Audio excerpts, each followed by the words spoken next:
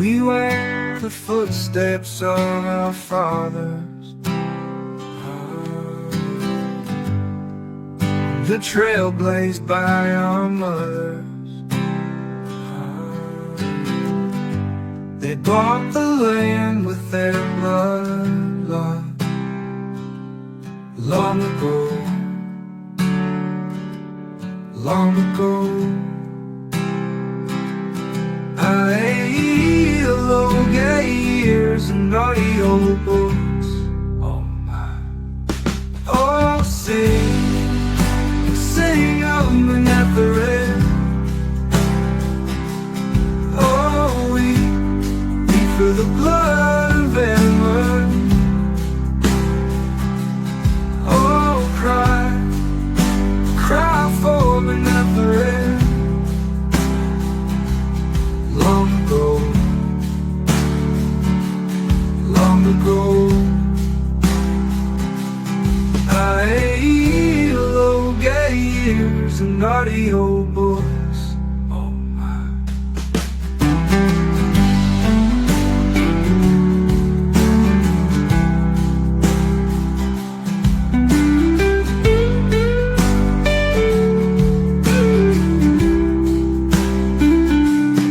Oh, sing of Manetheret.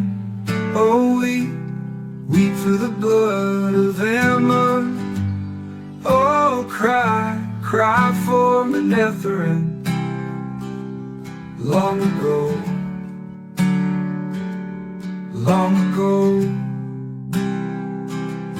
Aiel, Ogiers, and AudioBooks. Oh my.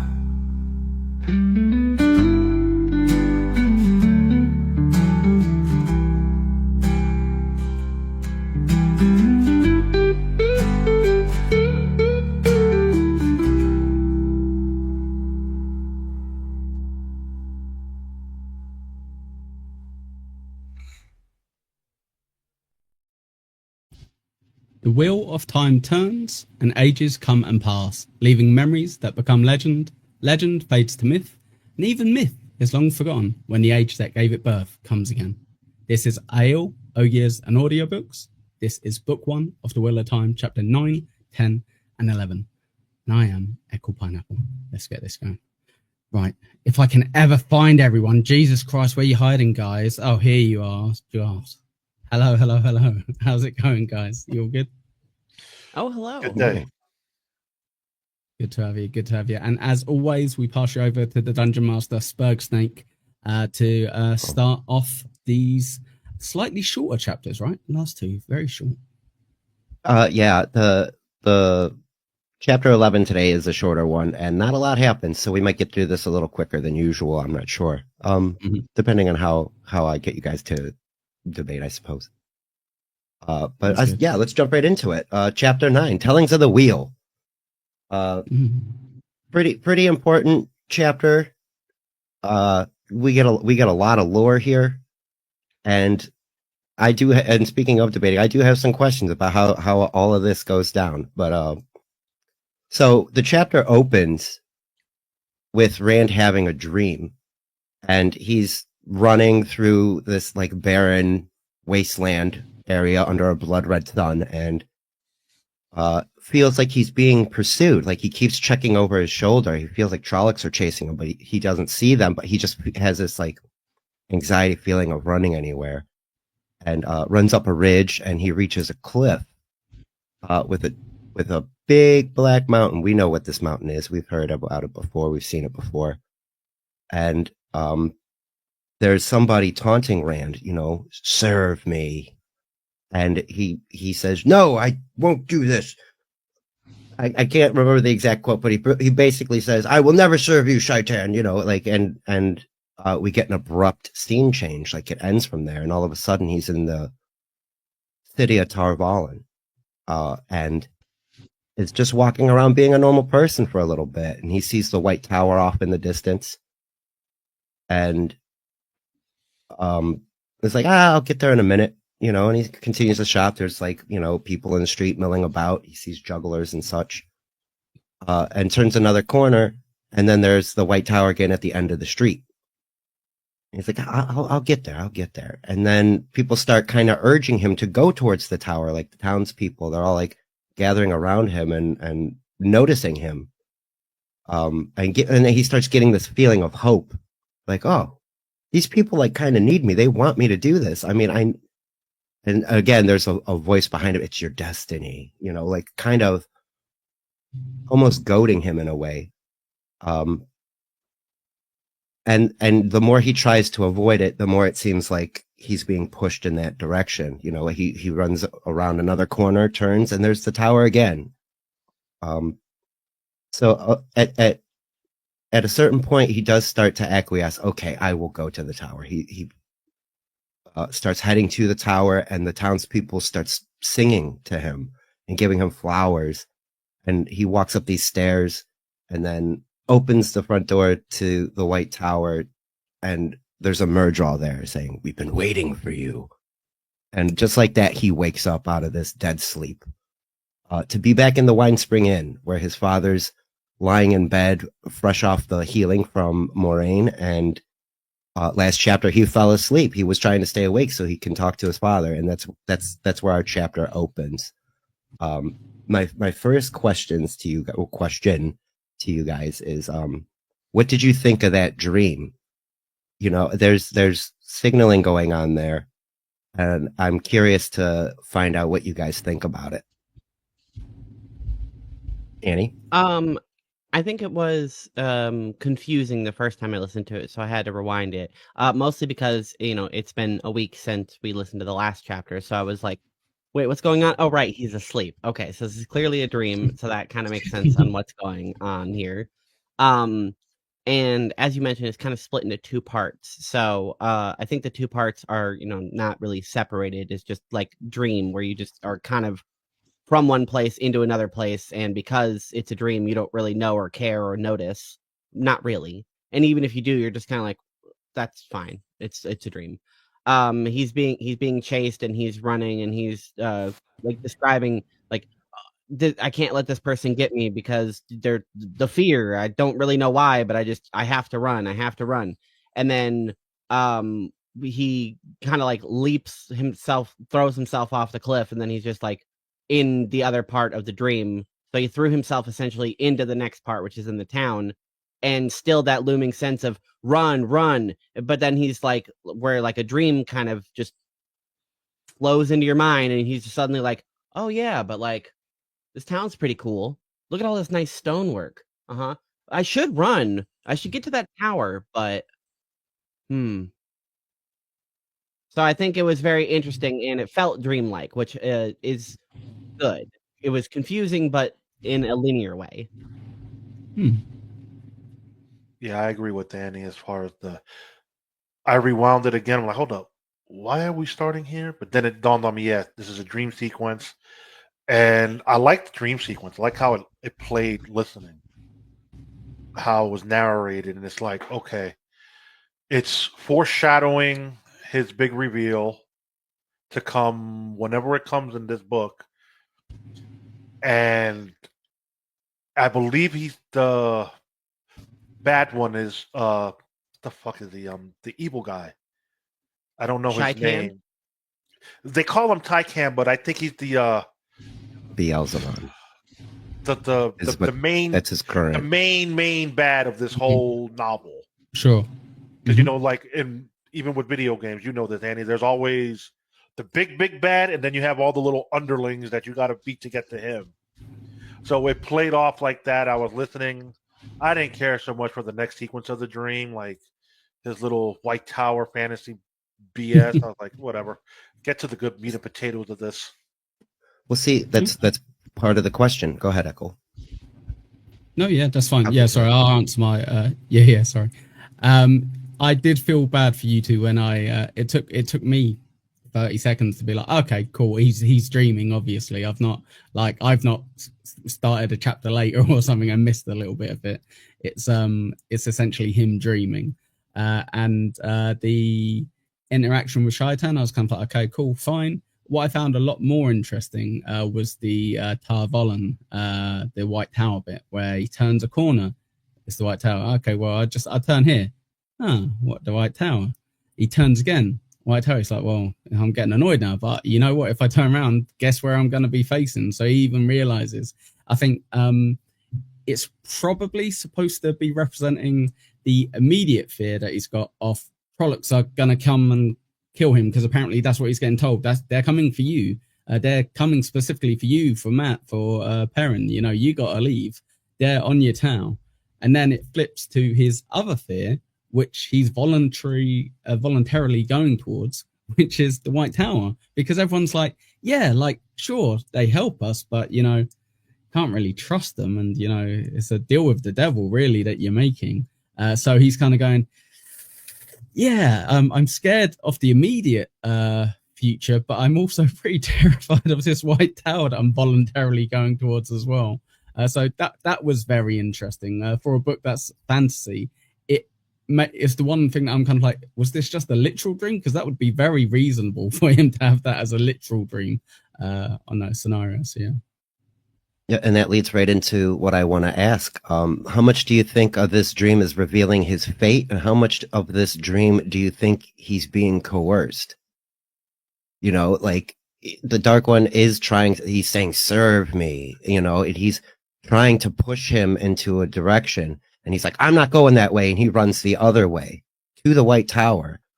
And like you said, Echo, he has a fear there, and he opens the door, and it's his biggest current fear. It's a merge. I was like, we've been waiting for you, you know. So I'm curious to find out what you guys think. What's the weight of fate versus him being goaded? Go ahead, Annie. Let's start there. It just like, I want to take the easy answer. I think it's both literal and metaphorical. It's a vision of the future, sort of, in the way dreams can be. But he has the option to either, you know, like lean towards it, which may, you know, help make it more real, or you could run away from it, which may inadvertently make everything come to fruition. So, you know, it's something you have to worry about if it's literally a prophecy, or if it's just like, I'm scared and here's some mental images and it could just be a dream. But I'm leaning towards it's both a dream and it's literal. Interesting. So for me, it is a combination of both. Like when you're listening to it, you feel like you're there. And it's, fuck, how do I do this without spoiling? Take your time. Let's not take the time. It's right wording.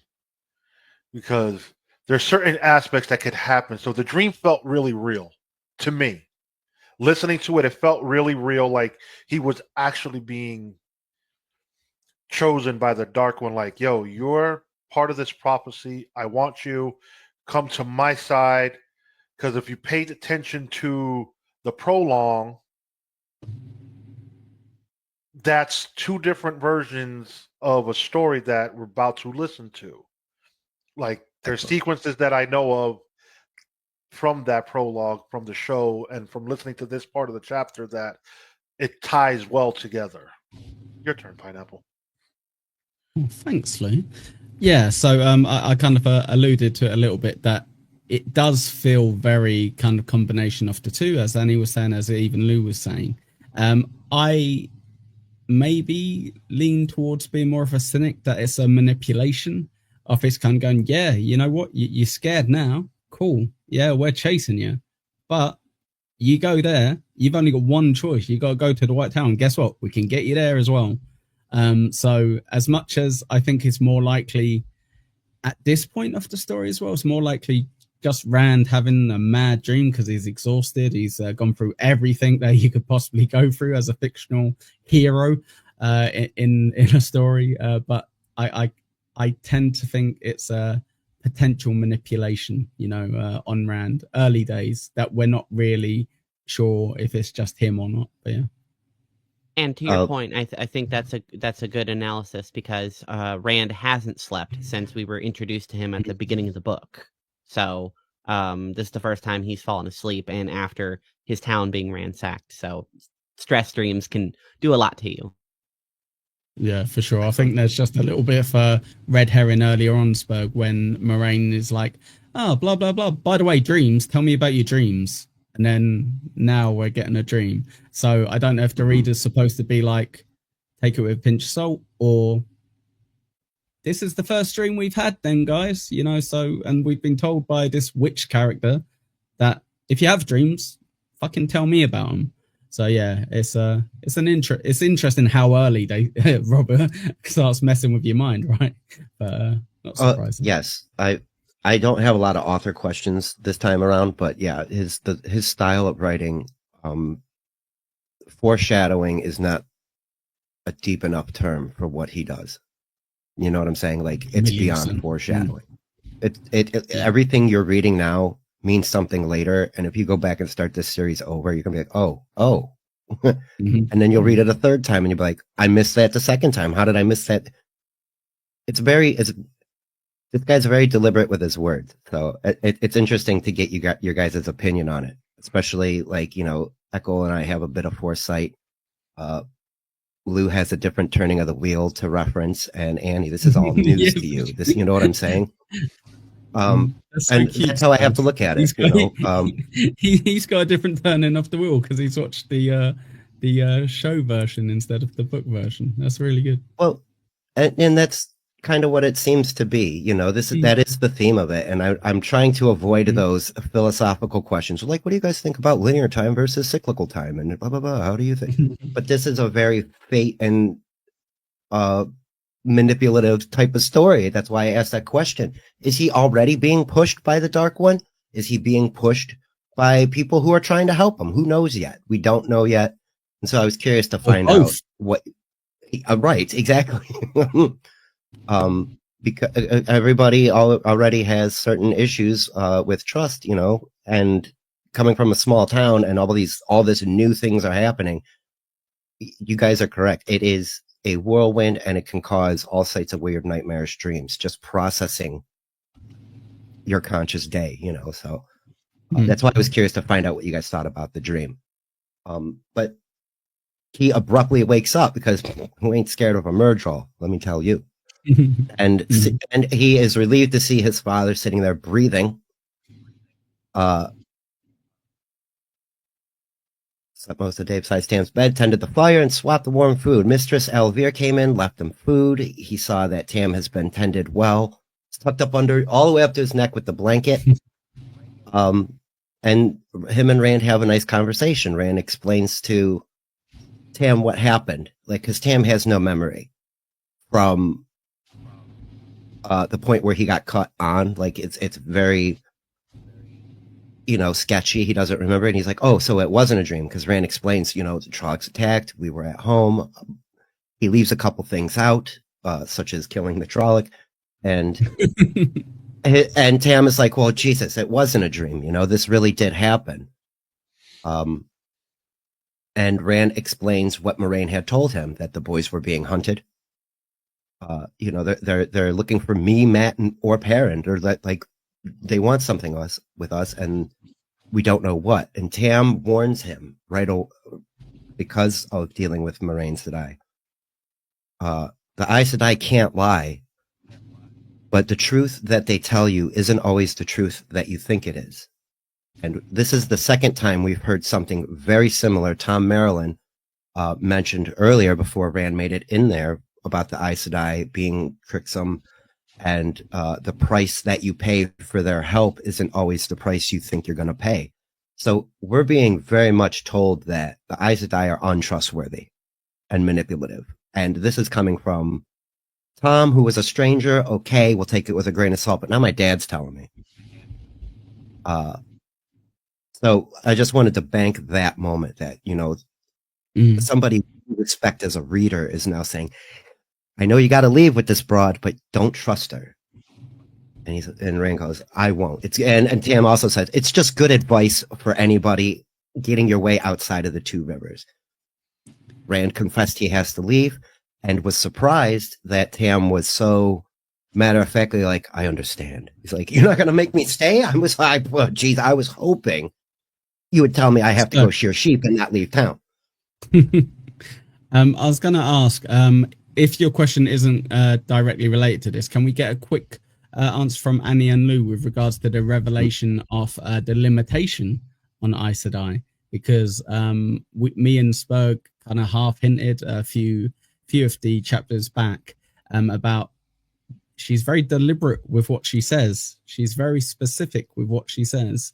I think we can take what Tam's saying as gospel. It seems to be taken that way by Rand, so he doesn't seem like someone who's going to be going, oh, here's a wives' tale. It seems, I've got a history. I know about Aes Sedai. This is a fact. They cannot lie. But like you say, the truth they say is not always the truth that you like interpret as. Was that okay? You both said sorry. You both said can't, and in the I've just listened to it earlier. Tam doesn't say can't. He just says they don't. So are both of you now Freudian slipping that they cannot, like magically cannot lie? Canonically, that's probably the pronounced wrong. But in the books, yes, okay. If that's a spoiler, technically, sure. Okay. Because people have said it, but you both of you said can't, which is a very literal word. So, like, I'm just trying to figure out as the reader. Yes. Okay, so they're like literally cannot lie. Not that they just don't. No, that's just what people say. They just don't lie. No, they can't lie. Okay. But and you're correct, Danny. The Aes Sedai don't lie. Is what Tam says.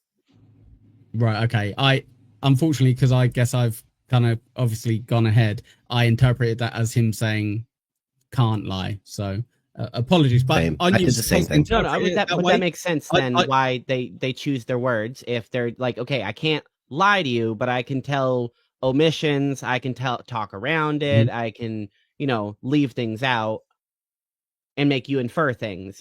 So I can't directly say, oh no, I've never been there. Okay, spoiler counter 1 to Echo. There you go. I put that on the screen. Same. I did the same thing. I was just busting your chops. With that, Annie, out of interest, then did you just take that as a offhand comment? Then, oh, they don't lie. Okay, like that's what they don't do. They just don't lie. Yes, I was assuming it was just like okay, these witches are bitches and they also don't lie. So these are just things we know about them. Not that they are magically it's impossible for them to lie, and that's why they are manipulative, is because they're bound by this magical oath thing that prevents them from telling lies, or they'll get struck by lightning in one hit. So to answer your question, I just again thought that okay, it's just something people say about them. Right, don't trust them. They don't lie, but don't trust them. Right. Okay. All right. Lou, I guess you know by the show anyway that that's a restriction that they have. So I guess I didn't spoil it for you. Didn't spoil it for me. But my thing was, why didn't he question his father on that knowledge of they can't lie and all this other stuff? Like, my father's never left town, but yet my father knows all this gospel.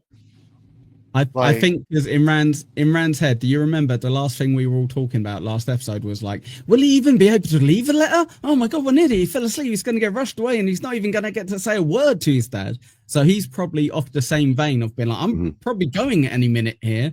And to be fair, on priority of stuff that I don't want to talk about, it's my dad's history or my fake dad's history. Yeah, he specifically says that I'm going to try not to bring up, I'm not going to bring up the question of you and your ramblings, because maybe you were just having a fever dream. Maybe you're just, maybe you're just having a crazy dream, I'm just still going to put my little seed of denial in there, and hopefully it'll grow into a plant. But it's bigger pretty things barren over there. Yeah. Right, correct. So you kind of went ahead and answered what I was going to say. Spoiler. Does Tam and Tom warnings about the Aes Sedai make you pay attention to what Moraine is saying a little closer? Are you going to, because you're supposed to be suspicious of them? Are you? Is kind of what I'm asking. Nah. I think everything is supposed to be like, don't trust them. Well, okay, I'm gonna give them the benefit of the doubt until they do something to prove that. I'm just going to hold it as a warning, like I said, I'm gonna be associated with you. But as soon as you start doing things that put me in a position of moral questionability, or make me do something that I don't want to do, or hurt somebody that I love, then that's when it crosses a line or something like that. But until then, they are still just stories, and I have to hold them with that. All right. Yeah, I mean, like I said, it is what it is. He listens to his dad. I'm still more like that sequence was a great breakdown because they don't do this sequence in the show. You know that, Echo. They don't do that sequence in the show. So listening to it was great. I would have enjoyed more of like, well, father, even if it was just a quick, well, how do you know she's a liar? Like, yo, or they manipulate their truths. Like, how do you know they manipulate the truth? You see the truth one way where they see the truth their way. Like everyone's truth is different from the truth at the end of the day. I know what you're saying. Very good. I like that opinion too, because it's making you want to read more and find out more about the history between Rand and Tam, and that makes me happy. You're moving away from the show a little more, and now you're like, what's going on in this book, and why didn't they have a deeper conversation? And there is a reason why they didn't just yet. But one more thing. Oh, yeah, okay. So and the reason is because Lan pops his head in and says, "There's trouble. Come on, sheepherder, let's go. It's time to go. Quit being mushy with your father, and we got to beat it." And so Rand goes to take the sword off and give it to his father, give it back to him, and he's like, "No, you keep it." So the next thing I want to find out, because we've talked about this sword a little bit, we know it's a little bit special. It's got a marking on it. Do you think Rand it's a very Legend of Zelda-y too. Rand getting this sword, is that going to be a blessing for him or a burden in the future? Do you think? I think logically both. It's a tool and it can be very handy, but because it's a very particular blade and it's easy to immediately notice it from across the room that, oh, hey, okay. Then it may accidentally bring more attention to him that he wants, but I can imagine it only being useful even if it is a burden. I don't see it that way. I see it more as a tool that he's going to use down the line for something more important than what is being led on. So I think Annie's spot on. Definitely a burden, like definitely a burden for poor old Rand. But at this point, I don't think it's a great idea if you're kind of like, as far as we can tell, like traveling to Mordor, to get rid of a ring in a Mount Doom. If you're doing that, maybe don't have something very remarkable that can ID you as someone very specific. So yeah, bit of a burden, I would say. This does give off Lord of the Rings vibes. This book, I'm sorry. Like the way these 3 chapters played out, I got that vibe big time. It would be impossible to imagine that he didn't take inspiration from it. Yeah. Oh, of course. Yeah, for sure. I don't know if I mentioned, but like the tagline on the books, there's always a little hype sticker on the book, and it says that Robert Jordan reveals the world that Tolkien began to Robert Jordan expands the world that Tolkien began to reveal. They're very different worlds, but it like you guys say, there's a lot of familiarity there. And I think that is quite deliberate. It is to lull you in. It is to get you, oh, I know where we're at. I know what we're doing. Because there is going to be carpet yanking going on later on. And you're going to be like, why did that happen that way? And then other things are going to happen, and you're going to be like, oh, wait a minute. Why is this person where they were? It's going to make you immediately suspicious of certain people. Speaking of being suspicious, so Lan is hurrying Rand along. They give each other a hug. Rand's got his sword on. He runs out in the hallway. Lan and Matt are out in the hallway. Matt's got his bow. He's looking fresh, being Matt. And he's like, well, what's going on? He's like, don't you understand what the meaning of trouble is, sheepherder? Like, Lan's just being like, again, this is me analyzing and reading a book that I've been through many times. I'm starting to think that Lan's a bit of a dick here.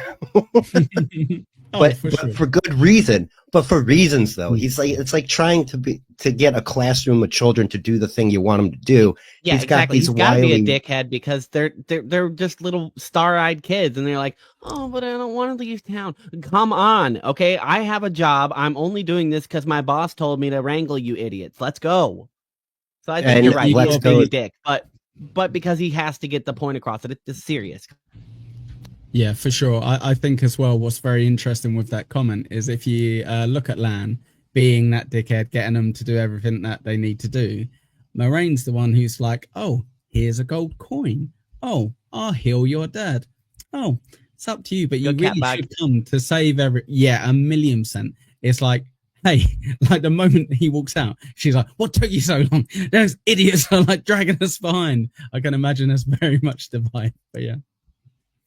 Yeah, and that's the thing. He is in a hurry. He takes the steps 2 at a time. Matt's right behind him, and Rand's right behind him. So they get downstairs to the common room in the wine spring, and they see that there is a torch and pitchfork mob outside. And so Matt's kind of peeking out the window, doing a little. He doesn't want to be seen. He's kind of just like Rand's kind of got his head poked out the door, and there it. A Matt prank gone wrong, is it, Spurg? Is that what he's thinking? He's oh no, they caught me with that goat again or something. Right, Like, exactly. this time, Matt. Yeah. But so outside is Hari and Dahl Copland. We know this family a little bit. And they got a crowd behind them, and they're there to drive out the old witch, get rid of this Aes Sedai, blaming her and Lan for the Trollocs to show up. And To defend They- them, they that's really logical. I mean, people that had never And- been to our town before show up, and then suddenly people that have never been to our town before show up behind them. Can't say they're at fault, but cause and effect. 1 + 2. Equals 5. The difference being, though, Annie, they did then save their lives in return. Most people have a bit more It's a gratitude con. in general. It's a con. exactly what I'm looking for. Good debating. So yeah, that's it. That's basically it. They are angry. They're upset. They're making that initial connection. She showed up. She brought trouble on her back, and we want her gone. If you don't leave, we're gonna burn you out. Burn you out. Holy shit. Even the other villagers are like, well, we're not necessarily a violent, but we want her gone. Not gonna. I don't mind shaking a stick, but get the fuck out of here. Just kind of be in your own time. Don't hurt us. But then Bran Alvear and Master Luhan, Harl Luhan, come out. And this is one of my favorite moments by Bran. Excuse me, the mayor. And he's like, did I hear somebody say something about burning my inn? And immediately everybody straightens up. Immediately, everybody's like, oh, what? No, we didn't say anything like that. I mean, we did say we're going to use fire. Oh, so you're threatening guests at my inn then? I mean, she is an Aes Sedai, dude. We got to get all these angry old men, like, get rid of these people. Rabble. So, and that's one of the things. He's like, Bran, Mayor, she's Aes Sedai. Like, he starts acting correct. He's not Bran Alvear, the tavern innkeeper, and that's not Master Luhan, the blacksmith. These are the two guys that run the city council. And it got to and Harl is like, she's Aes Sedai, and then Master Luhan just like, I can't do it because they're not ready to crack, but he like cracks his knuckles and just, makes a nice loud noise. I mentioned Brian Blessed last time. Oh, sorry to interrupt you. Just by his mere size and sheer presence. And in the book, it says that he didn't do it, but it was the equivalent of shaking a fist right under his nose. And these guys start to shrink back a little bit. And Bran goes, didn't Moraine Sedai heal your son last night? Didn't she heal that scar that's on your back that's not even going to leave a scar? Or that cut on your back that's not even going to leave a scar? Sen Bui, didn't he fix your arm that was limp and falling off? He looks at his hand. He's like, yeah, you're right. And Sam really surprised me. Sorry, Spoke, to cut you off. Sam Bui really surprised me in this. He kind of reminded me of, when you get a few like really hardcore trolls, and then in a corner you've got one like not really as committed, and he's kind of like, I shouldn't have got involved in this. I knew this was a bad move. And as soon as I know better. And as soon as Bran starts chastising them, you guys should know better. You should know better. She helped you. She saved your family members. She helped against the Trollocs. Don't you guys have any shame? And immediately they all start feeling shame. And like you mentioned, Sun Bui's like, I'm going to start distancing myself from this asshole over here. And it was even the other one, Billy Copland, or Billy Conger was like, bye. And he disappears in the crowd. They make a point to say that all these guys are abandoning this ignorant line of thinking. And Moraine capitalizes on the moment by telling a fantastic story. Doesn't she just play our intro? I'm pretty sure. Yes, it is literally the intro song put into a very fiery, flaring moment. She uses her staff. She whips her staff around her head, shoots some flames out of the end, and gets everybody's attention. And then we get the entire Manetheren Two Livers lore drop in a fantastic story about King Aemon. Name sounds a little familiar. Aemon. And his wife and his queen Eldrine, and the battle that they fought there between the two rivers. Back in the day, it was the the Aranon River, it's current, and then it's the Aranon Drell or something like that. He knows the older names for these places. And during that time, I'm not sure if it's the last battle or the Trolloc Wars or exactly what. I think it was during the last battle. Hordes of Trollocs were coming for them in Manetheren. And King Aemon was on the other side of the river, that he was blocking their path so they can cross the Trollocs can cross the river and get to Manetheren to destroy it. And King Aemon was told that in 3 days help will arrive. So the odds were you glossed over not even part made of it. the story that I think is impressive is he wasn't at the river at the time that the message came that they were being attacked. He was far away in a battlefield. After claiming victory, the message reached him that Manetheren was going to be attacked, and they had the march of all marches. They marched day, night. They didn't even sleep. They just went nonstop, essentially sprinting as an entire army back home. And once they reach the river, then they start the line. And like you just mentioned, they left one battle and went right to another. And Moraine makes the comment that they would write songs just about the way they marched, let alone what happens here in the next few minutes.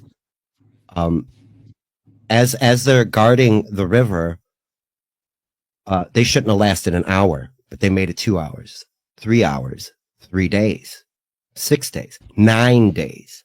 They held out as hard as they could. And not only were they holding out, the villagers were also inspired. Women were picking up swords. Everybody was coming to help hold that line. That's their land, and they were going to keep it. But after the 10th day, Layman had known the bitter taste of betrayal and knew that help wasn't coming. So he crosses the river, burns the bridges behind him, and it goes south very quickly. And the Trollocs come, the Fades come, and start slaughtering. It is a bloodbath. The ground is soaked in blood. It literally goes southwest, actually. Yeah. I've got one important question. Where was Gondor when the Westfold fell? You are looking to get pureed today, aren't you? You're going to be frozen concentrate by the time. That's what you're getting. For Gondor! Gandalf the White will come and save us all. There is an Easter egg here that I will point out later on about not just Gandalf, but like with the wizarding in general. So after the Trollocs start defeating King Aemon and his army, King Aemon gets killed, and immediately I'm going to forget her name. I'm glad I wrote it down this time. Mm-hmm. Queen Eldrin's. Yeah, Oh, okay. she is devastated, so bad that she gets so angry and upset and channels so much of the one power. She literally scares the shit out of these Trollocs. She starts just murdering one person, and they flee. They flee Manetheren because she lost her mind and was so distraught over losing her husband. This is King Aemond, and it was a thing to say that this soldier has Aemond's heart. That's how brave he was. That's how he would. It says Aemond, and we now call it Emond's Field, but it also speaks of other legends like King Arthur and Richard the Lionheart, and we put stock into these guys to carry us. And so when his life ended, his wife was on the tear and scared all of those Trollocs out, chased them out. They were still killing on their way out, but they left. And vengeance came slow because the rest of the world is what finished off those Trollocs. But it was Manetheren that started that wave. So now we got the story, and here's my question about that story. Moraine tells this story, but why does she tell that story instead of just giving them, like you said, Annie, the cold logic of it? I helped you. I saved your family. Why? What did that story mean to the villagers, do you think? Well, the villagers that were listening and actually taking something from it, I think they, would understand that that's their history that she's telling them. Whether they remembered or not, it's their people's histories, their great-grandfathers, their forefathers, their ancestors. King Aemon died in this field, and it became Emmons Field through colloquialisms, people shortening it, whatever. Instead of saying Aemon's Field, it's just Emmons Field, Emmons Field, Emmons Field, and it just gets shortened. And she came to this town looking for that flame of resistance, that unconquerable that flame that Aemon had, and she was looking to find that here. And when she finds a bunch of quibbling people arguing about who's gonna hide first, she's like, these are the people that you used to be, and this is sad because you're all a bunch of idiots now. And you not knowing your history could end up being your downfall. And I know you didn't ask it, but I believe that specifically is what she's here. She's looking for a descendant of the royal blood that was this king. Okay, cool. Very cool. Lou? I found it more of she was just giving them the story of their town. For no reason. Just by the way. No, it's not that for no reason. It's because they didn't know. You got to think, who knows how many generations have passed. Sure. So why did she do you think? Again, to show the town folk, yo, you guys used to be powerful. Well, let's not say powerful, but you used to have history behind this. You guys know this name, but in reality, it was this name. The name changed, like Annie just said. You shorten it, and you tweak it, and all this other stuff. Like, generations go, shit changes, people get weaker because there's no war for them to fight, so they become farmers and sheep herders and all this other stuff. They don't look to walk around with pitchforks and swords. And I know why Moraine is there, so we'll just leave it at that. Sure. So it's quite interesting because I've got a two-pronged answer for this. So first of all, what she probably noticed when she was like walking around like close by, because she's always listening, is that shame works really well on these people. Yeah, they had 5 sentences said to them where they went from "we're going to burn this down" to being like, maybe we're being a bit immature here and a bit ungrateful. So that, first of all, is a great way to kind of like shame them by kind of going, you were heroes. Like you descend from heroes, but now you're petrified and scared of like people helping you. This what you are? Is that what you are now? That's just another, scared village. Fair enough if that's what you are, but you used to be something pretty impressive.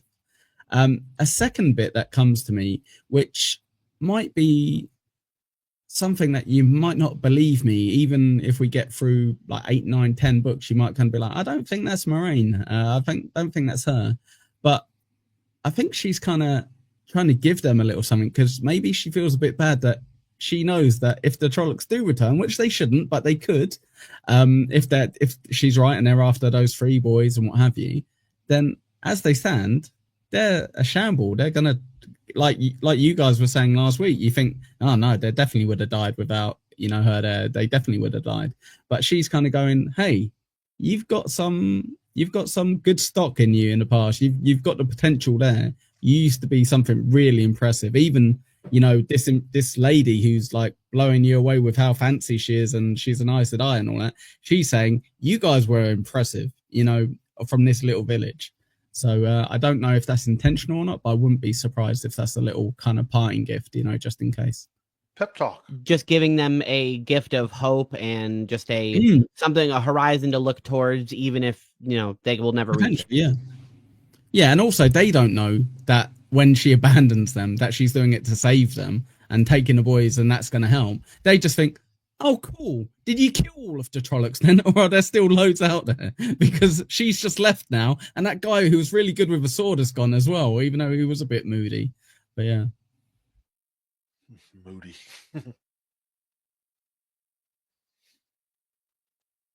I think you're muted. You're definitely muted, or you're doing a great impression. Spurg, someone wave. Thank you. There you go. Can you not hear us, Spurg? Just out of interest. No, I heard you. I just didn't realize I was muted. All right, okay. No, and so I was curious to find out if you guys, like you said, that's a motivation to help the people. But that speech also, in my opinion, gave her sway over the town as well. Now they have respect for her as an authority figure, whereas before they didn't. I think that is also, like you just mentioned, within like 5 sentences, they went from being a shameful, sorrow people to feeling themselves a little bit. And one of the villagers, after the story that she told, she's like, look, I know, the villager goes, look, I know you helped my son. I, for one, I am sorry. And I feel bad about what we did. And you can stay here as long as you like. And he walks away from that, And I interpreted that slightly different, Spurg. Sorry, mate. I interpreted that slightly different.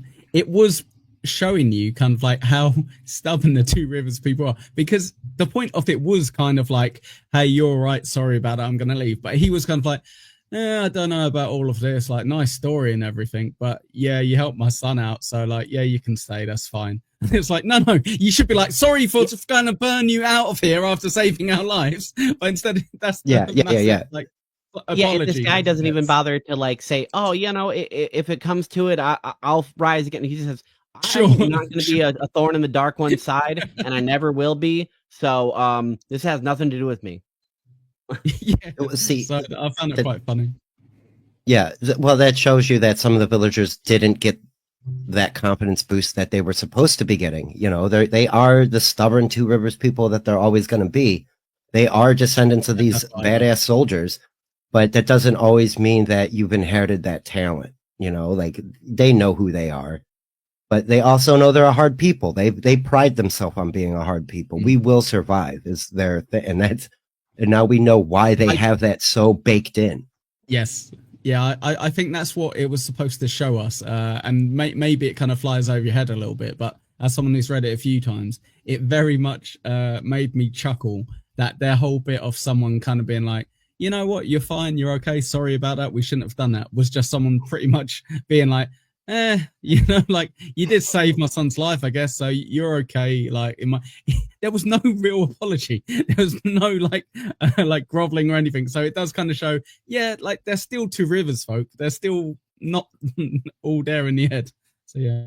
Yeah, no, I agree. And that's I've been hammering that home for the last couple episodes that the two rivers are very homogenous. They're very in their ways. They're very who they are. They don't like Tarn Fairy. Sure. They don't like, they don't trust this person or that person.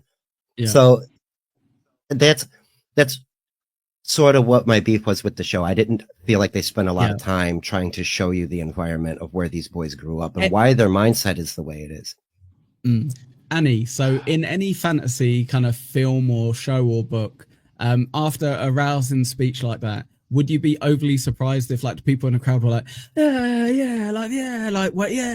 Manetheren, blah blah, but instead they were all like, oh, okay, all right, fair enough, like that's pretty interesting, I guess. One person during the story was like, woohoo, and then and everyone looked at him. Literally one like, person, and then just like, never mind. No, okay, all right, is this what we're doing? All right, whatever, I'll just shut up. Yeah, the one guy was feeling it. Would I be surprised? No, that's normally what happens. The magical wizard lady is like, here's the story of your history, and you can rise up and be great, and people will be like, maybe, sure, whatever, maybe not. Cool. So I'm gonna go back to building my house because it was attacked by crawlers last day. You remember that, right? It's very, very realistic. Yeah. Go on, Lou. The show didn't feel this was important, Spurg. Yeah, that's why they left it out. I know. I understand. It's a vital. It's almost like they're limited on time on that show. I know. Here we are, 51 minutes in, and I've only been through the first 3 paragraphs of chapter 9. Listening to it feels more important, but I know why. Watching it, it tells you we're pressed for time. We only got 8 episodes. We got to cram as much of this shit into this season. So, Lou, do you know that's not important enough? Do you want to know what they did? Do you know what they did to tell this story? They literally just had, when they left the 2 rivers, all they did instead of this story, they had them singing on the cart the intro pretty much of this show. Yeah, so that's what they did. They just replaced the 2. So that's what they did. So, go on, Spurg, sorry. Okay, so we're post story. The crowd is dispersing with their panic being replaced by a little bit of pride. Like you guys mentioned, they were pretty half-hearted about it. They're like, all right, we'll just go away and leave you alone. Sorry. And it was a half-hearted apology. All right, my bad. So Land rounds up Rand and Matt and it's like, all right, come on, you two, we got to go. And takes them out to the stables. They start saddling up the horses. Here's where the chapter switches, so I'm going to probably blend a little bit of things. But yeah, the chapter switches whenever they walk into the barn with Lan or the stable. Okay. Right. Okay. Okay, yes. So they walk into the stable and Perrin's already there. It's dimly lit. There's some shadows around. Rand, Matt, and Lan walk in. Perrin starts up, and Lan asks him, "Did you check around?" And Perrin goes, "I checked." And so Lan's now inspecting the gear. All the horses are bridled and saddled and ready to go. And Matt is kind of busting Rand's chops a bit about having the sword. Like, oh, so are you a warder now? Rand, side eyes him. You fucking prick. Not a bow is not honest enough for him, apparently. And then Matt looks over and notices that Perrin is holding, like he sees the axe, like on Perrin's waist, and he's like, "Look at this guy. Are you a merchant's guard too?" And Perrin shoots him back a look, and he's like, "I'm just playing around." Matt's like, "I'm just joking, buddy." But then Perrin goes on to explain how he came across the axe. Master Luhan had made it for a merchant's guard, and then the merchant wouldn't pay up on it. And so Master Luhan gives it to Perrin because he caught Perrin playing with it. Perrin says practicing, but we all know he was outside playing with an axe. And told him to keep it. Yeah, exactly. And and Perrin looks back at Rand and Matt. Go ahead, say something. Just go ahead, say it. And they don't. They're like, all right. But and then Matt goes, at least we got a couple of guys who have a real weapon.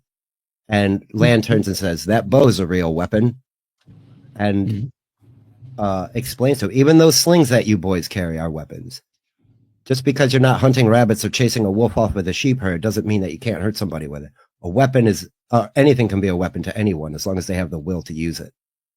And that right there is one of those lines that makes me like Lan a lot, because he's like, it's what he said after. Sorry. Oh, go ahead. Sorry, no, go ahead.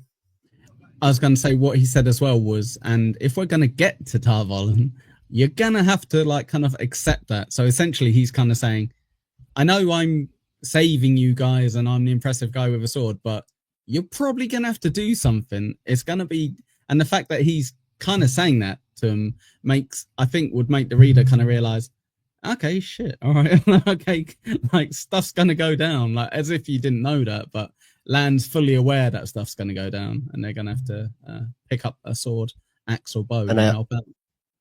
Exactly. And I did skip a little bit. He asked Perrin had he checked every around. He's like, I checked. And then Lan starts staring deep into the shadows, and he looks up in the hayloft into the darker shadows. He's like, there's no time.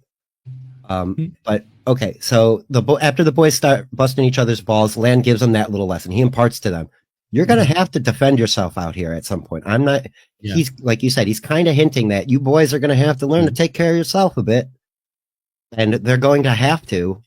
You know, if you're going to have, if all you got is a sling, use your sling.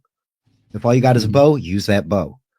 And then Moraine, and Tam, Rand was talking to the boys about the goodbyes, and because they like edge off to the side and like to talk about what's going on. And you guys, Rand says to Matt and Perrin, like, you guys just left? You didn't tell anybody? Apparently, Moraine said not to tell anybody. We didn't tell anybody. Both Matt and Rand are both Perrin and Rand are Matt. Blah blah blah. Perrin and Matt. Moved by Rand. Right, like he calls them out basically. He's like, I was just talking to my dad. I told him everything. You know, I couldn't not tell him he's my dad. I gotta tell him. Moraine overhears it and like, you told him what? So there, and then immediately Matt and Perrin are like, we didn't do it. Whoa. It wasn't us. It was him. Yeah. You know, like, so they got a little bit of fear from Moraine today on that, like following her orders. For Rand already is being a little defiant. I found that to be, or is he just a son concerned for his dad talking to his dad? Even if it's unintentional, good being defiant relationship. Like, I didn't get defiance. I just got more that him and his father had that really good father-son dynamic where they told each other everything. Like, even though, you know, she may have said nothing, she says, don't tell him. Well, he's my dad. You know, we share everything because we have since my mother died at a young age. So I have that communication barrier with them. Like, that's how I perceived it. But, you know, to each their own. You know, Perrin and Matt, if I would have told my mother would have locked me in the basement. No, she wouldn't, because she looks like she wants to get rid of your ass. Now, I can't speak on Perrin because I don't recall ever seeing parents in the show. But from Matt's perspective, they always gave me the impression like, yeah, you can go. We don't give a fuck. It's different. They're completely different in the show than they are in the book. So I'm pretty sure it is. Don't preempt stuff based on the show because you'll be 100% wrong on a lot of it.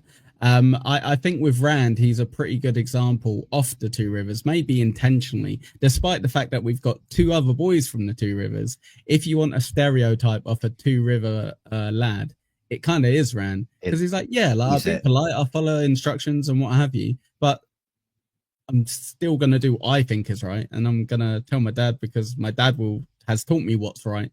So like I agree. Yeah, sure, no, I'll keep it to myself, but I'm gonna tell my dad though if he asks, like, obviously, because that's what's right in my mind, you know. And especially after my father had almost a near-death experience. I think that's an interesting.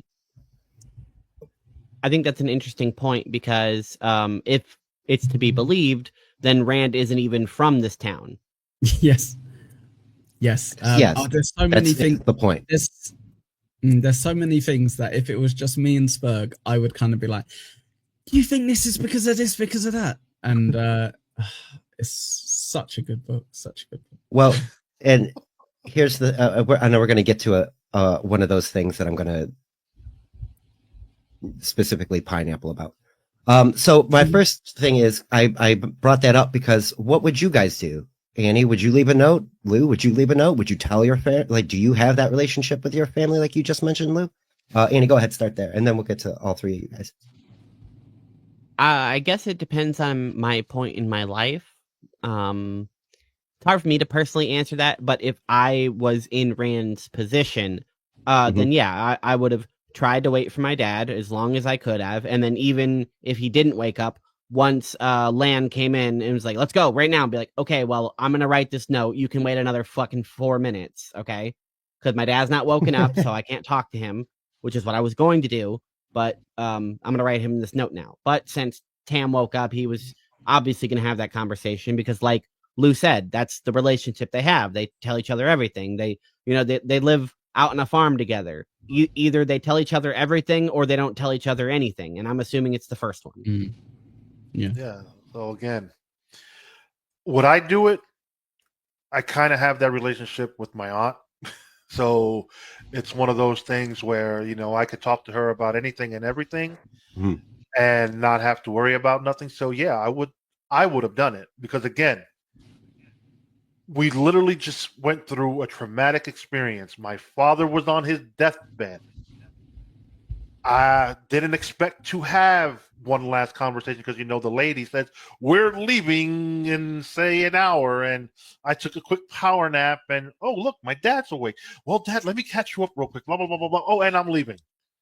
So, Yes. bam, like you're caught up. You just don't know. Yeah. I gotcha. Yeah, so I think it's actually a somewhat redundant question, I guess, because like you've both kind of covered, he wakes up and he's not going to go, I can't talk to you, Dad. I've got a note here. You can read it when you're gone. And then that's unrealistic. But if you're asking me in a scenario where I was asked like Perrin or Matt, then yes, I'm a rule follower, and especially in a situation where people are going, your parents are probably going to die if you stay around here another minute. I would write the note, I would leave the note. So I do have sympathy for them because their parents weren't, as far as we're aware, one step from death the entire night, and they weren't in the same room as them, waiting to see if they would survive, and didn't wake up and have 5 minutes to talk with them either.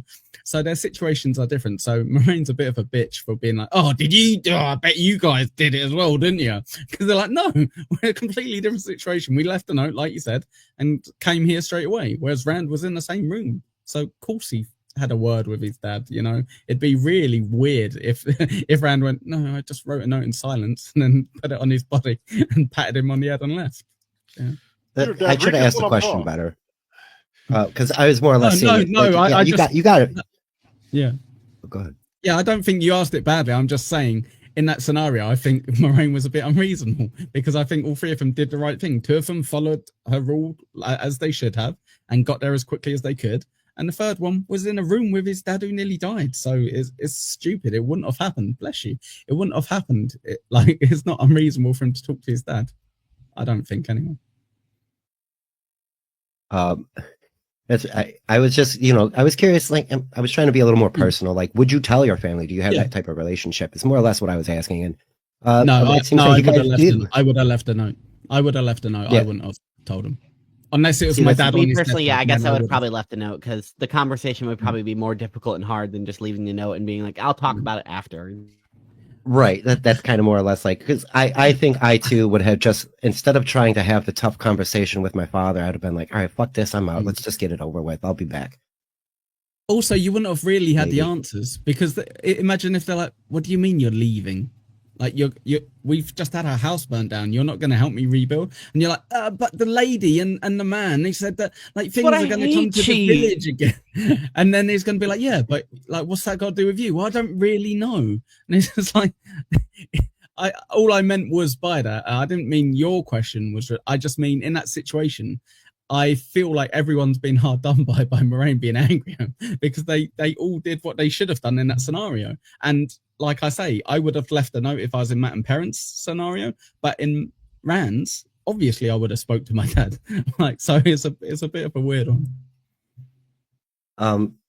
Yeah, I do, and I do agree with you. I think Moraine was being a little hard on Rand for Sure. there about because like who if you had the opportunity, you would take it. And like Lou mentioned earlier, he would take the opportunity to have the conversation and press for more information if he could. So I think that's kind of why I was like I was just curious to find out you guys' personal Sure. response to that. Like I said, I would be a I little don't- bit chicken of the conversation and just bounce and be like, oh, hey, mom, guess what? Some shit's happening. I gotta go. And But I think let the go ahead. yeah. I was just going to say, I think though, Spurg, even if, okay, so with my dad, I'm pretty close, with my mum, not so much. But if my mum was in the bed near death and what have you, I would talk to her and tell her about what's happening. Like, Okay. I would be Yeah. just like, so it's a bit unfair on them, bless them. So Moraine is walks into the stable and Lan looks at her and is like, we should be leaving. It would be a good idea to leave, and now is the time to go. Moraine nods in urgency, and right as they are getting ready to leave, little Eggy Ogwayne decides that she's going to join up and hang out with the boys and go on this worldly adventure with them. She comes into the stable carrying her bundle. She's got food. She's got her cloak on, and she is insistent on not being left behind. And after a short conversation, of her being insistent, yeah, I know. And in my opinion, being a little bit of a bitch, just like forcing her way in. You guys ain't going anywhere without me. Basically, like, I want to go on an adventure too. And Moraine is like, okay. She weighs it out. Moraine weighs it out in her mind, and she's like, I suppose you're going to have to go. And then Lan says, you could take the Gleeman's horse. And then out of nowhere, Tom Maryland comes out of the hayloft and says, oh, that won't be necessary. You're not taking my horse. Fuck's sake, Perrin, you had one job, Perrin, you absolute bellend. He let me down. Yeah, he even says, I had one job. Think to check the rafters. Yeah, he's like, I didn't think to look in the hayloft. And Lan's giving him a deadpan. Yeah, exactly. He's getting a deadpan stare. My bad, dude. My bad. No. But Lan also made the point that if you don't keep your head on a swivel, you can wind up dead. And that would have been an issue right then.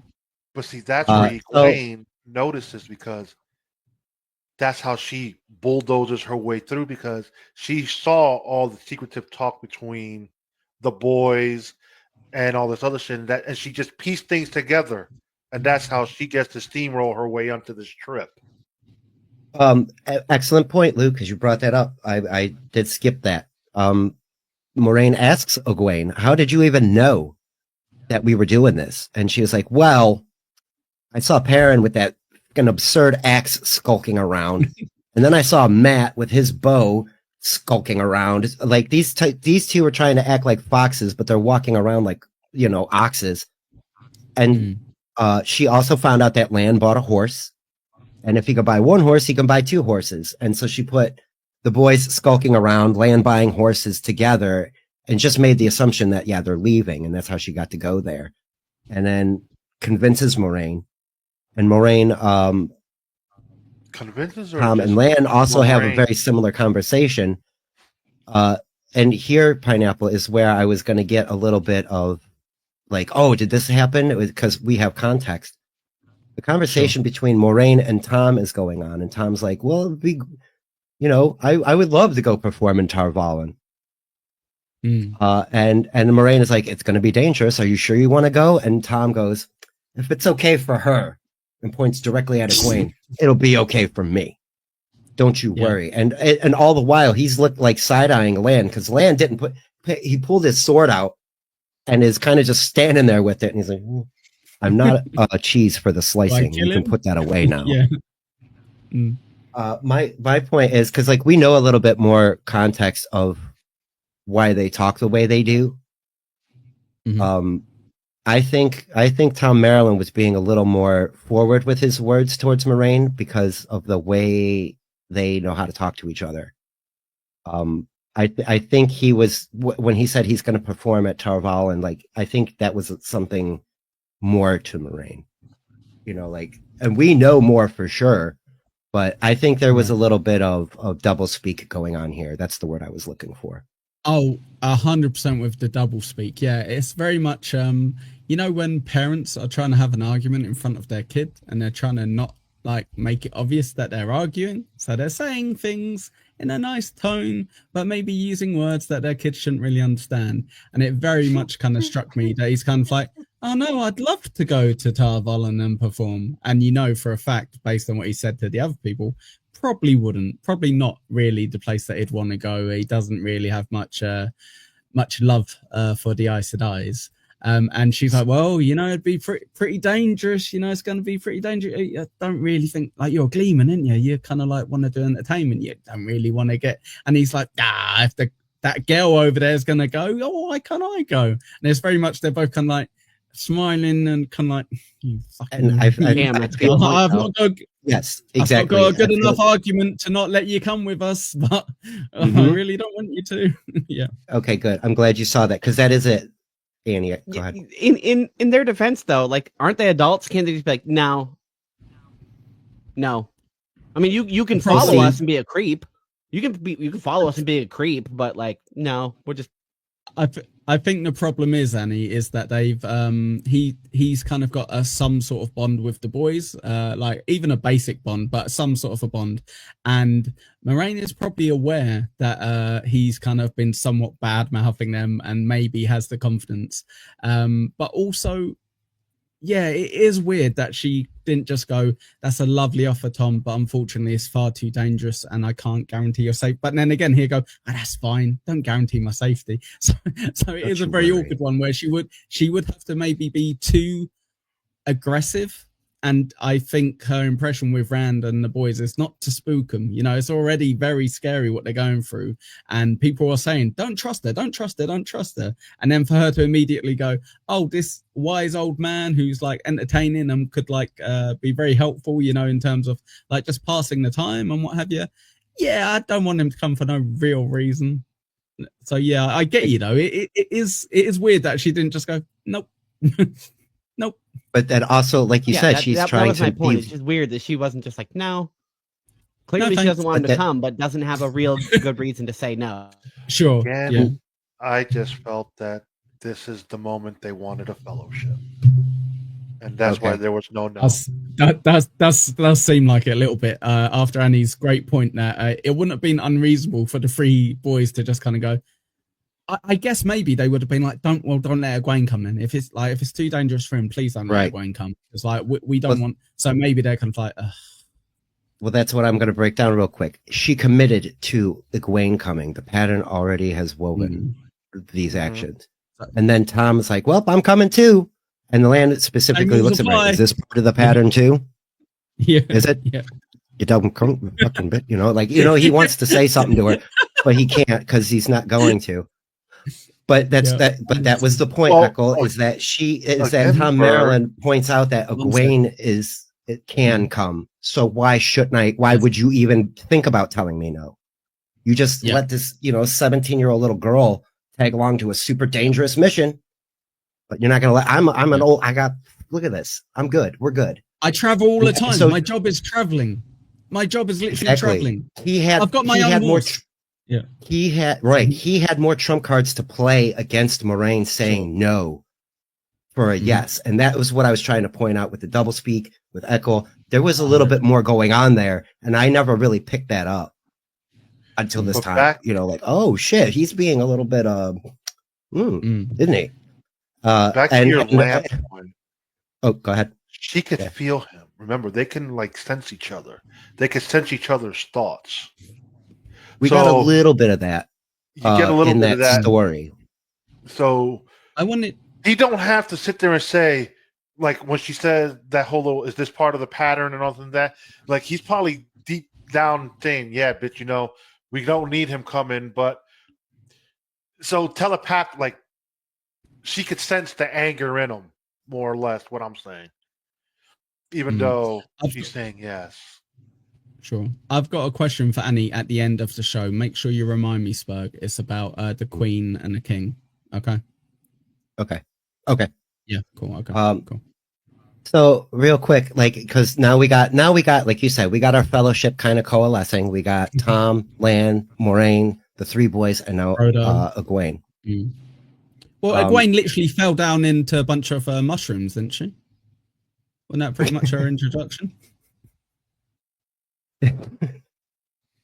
Well, that's what I'm going to ask you about next. What do you think about her sense of what's going on versus the urgency of everybody else? Like, she seems to be a bit naive, no? Annie? I think that's the impression she may want to give, whether it's intentional or not. Yeah, I think she's naive because she's just suddenly like, well, I mean, y'all are leaving, I'm coming too. But you don't even know what's going on. Or do you? I didn't look at it that way. I didn't look at her as a naive participant. I just looked at her as someone who wanted to get the hell out the fucking Two Rivers and go on an adventure. Right. That's what I see as her naivety, is she wants to go on an adventure. The boys already know that there's more than they're already regretting it. In my opinion, they're like, this isn't like the story said. We're not supposed to be leaving in the middle of the night, fucking cold and sore and tired, and we're not supposed to be getting attacked. We're heroes, right? Heroes don't deal with stress or trauma. They're heroes, god damn it. So what I find quite interesting about this with Egwene is she kind of brings the book into that stereotype of the normal fantasy kind of like setup, where someone would be like, oh, if you're going, I'll go as well. Like, I always wanted to leave and go on an adventure and see Tarvalon and, blah, blah, blah.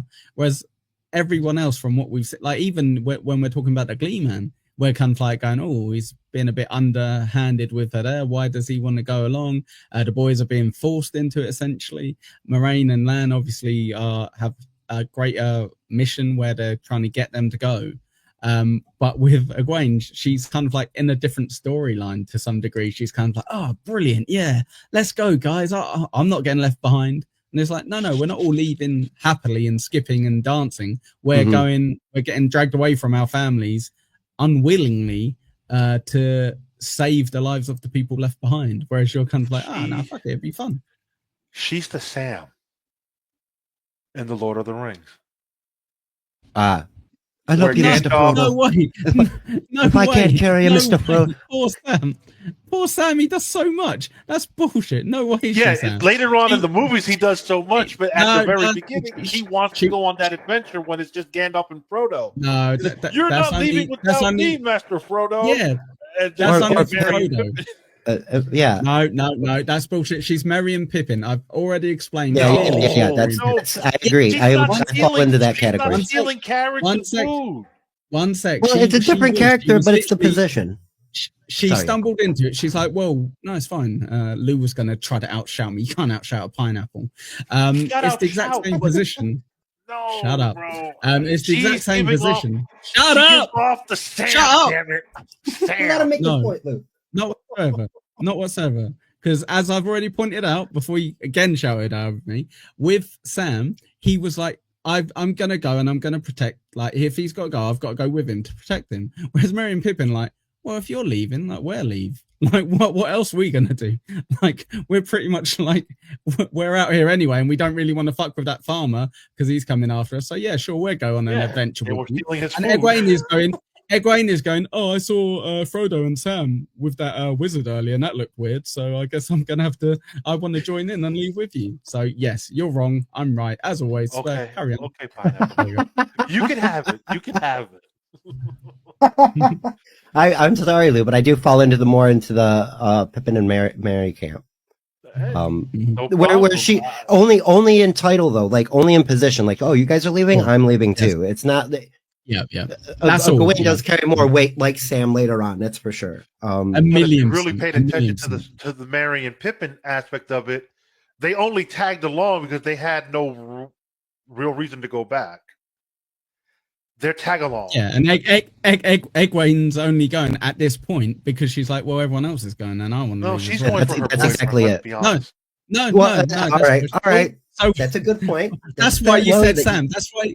Spurg, that's why he said Sam, because he's insinuating something about Samwise. Sam and Frodo are okay, fair. All right. Whatever happened to just dudes being able to enjoy the company of another man? Lou, Why you're a can't I tell monster. Echo his Jesus. butt looks nice if he has low self-esteem? It doesn't make me gay. I'm just trying to help my boy out. Yeah, exactly. Tell you You know, it's not often Anyway. I'm outclassed in a nerd category, but y'all are geeking out about this debate. Right, back on Wheel of Time. Back on Wheel of Time. Come on, go on, Smoke. Yeah. Yes, okay. I was gonna say something, I'll let it go. So where were we? We were leaving quietly. Tom and has got his horse, and so we have to find a Gwaina horse, and Rand does his Offers best. up Bella. Which You can have my horse. yes, is probably one of my favorite characters is this damn horse Bella. So they saddle It's up okay, Bella. Phil. She's okay with it. Rand's like soothing Bella. It's all right. You'll be okay. And so now we got all the horses. Everybody saddled up, and we're getting ready to leave. Go through the windows of Wine Spring Water. So they they go to the wine spring, the actual wine spring where the inn is named after. They cross this like little river there. It's quiet. It's deep enough that the water's lapping up to their boots, but not so deep that they're getting wet. Nice. And as they are quietly making their way through, they're not on a road yet, but they're taking the back way, like around behind the buildings and all this other stuff. And then Lan stops everybody. Stop. Everybody's like, what the fuck are we stopping? And then a few minutes later, John Thane and a bunch of Town folk. I don't. They call themselves the Night Watch now. I think. Yeah, it's basically militia's even a light term. I'm dancing around it. They basically found a bunch of old armor up in the attic and decided to, soldier up, I suppose. Nice. And they're walking down the actual road, mind you. Lan and 5 other people Cosplay. are yes, cosplay. Lan and 5 other people are hiding behind some trees and a building like 30 feet away. And these dozen or more soldiers are like, yep, everything's good here. Let's keep moving. And so We they learned keep from moving. And Karen Lan, how to check. yeah, exactly. And Lan makes the comment that if 2 Trollocs showed up, too specific from a band, he names the band in the Fist of Trollocs, that they would be dead. But at least they have eyeballs. They can warn people. They can run if they need to. Does that show you Lan's skills versus these backwoods villagers? Like, do you see the discrepancy there? I should be asking, does this cement Lan as more of a bodyguard type? Does this show The how difference. well he is at his job? Yeah. Mm. Yes, and in a couple passages going after this and into the next chapter, it shows that he is a veteran at what he does. He's not only good at what he does, he's been doing it for a long time. Excellent. Lou? Yeah, What do you think, it Alon? shows Lan? he's good, but it also shows that the Night's Watch Brigade are not good at their job. Absolutely. That was their Like, first time doing it. They're under equipped and over paranoid. So and they would have failed miserably because we're not too far from you, and horses make sounds. I don't give a damn what you say. You can't keep a horse that quiet. You can try Right, to keep right. You yourself can that try. quiet, but a horse is going to either do a little snout or something. And they That's- totally missed it. Just like Lan says, if 2 Trollocs were there, they would have died instantly. yeah, right. One might have got away, but yeah. But like Andy just said, down the line, you can tell he is good at his job. He senses things and all this other stuff. But in that particular moment, it's a tale of, he knows, he senses the shit, but he also knows that this group of people, they're dumber than a fucking doornail, so we're fine. So And it happens I think multiple it's, times. Go ahead, Echo. I'm sorry. I think it's right, pal. I think it's fairly interesting as well, because it is a great tool by the author really to kind of set the differences from what we've got as our main guys. So we've got like the green behind the ears, like Rand, Perrin, Matt, and then we've got Lan, and like obviously he's seems very experienced, very aware, very skilled.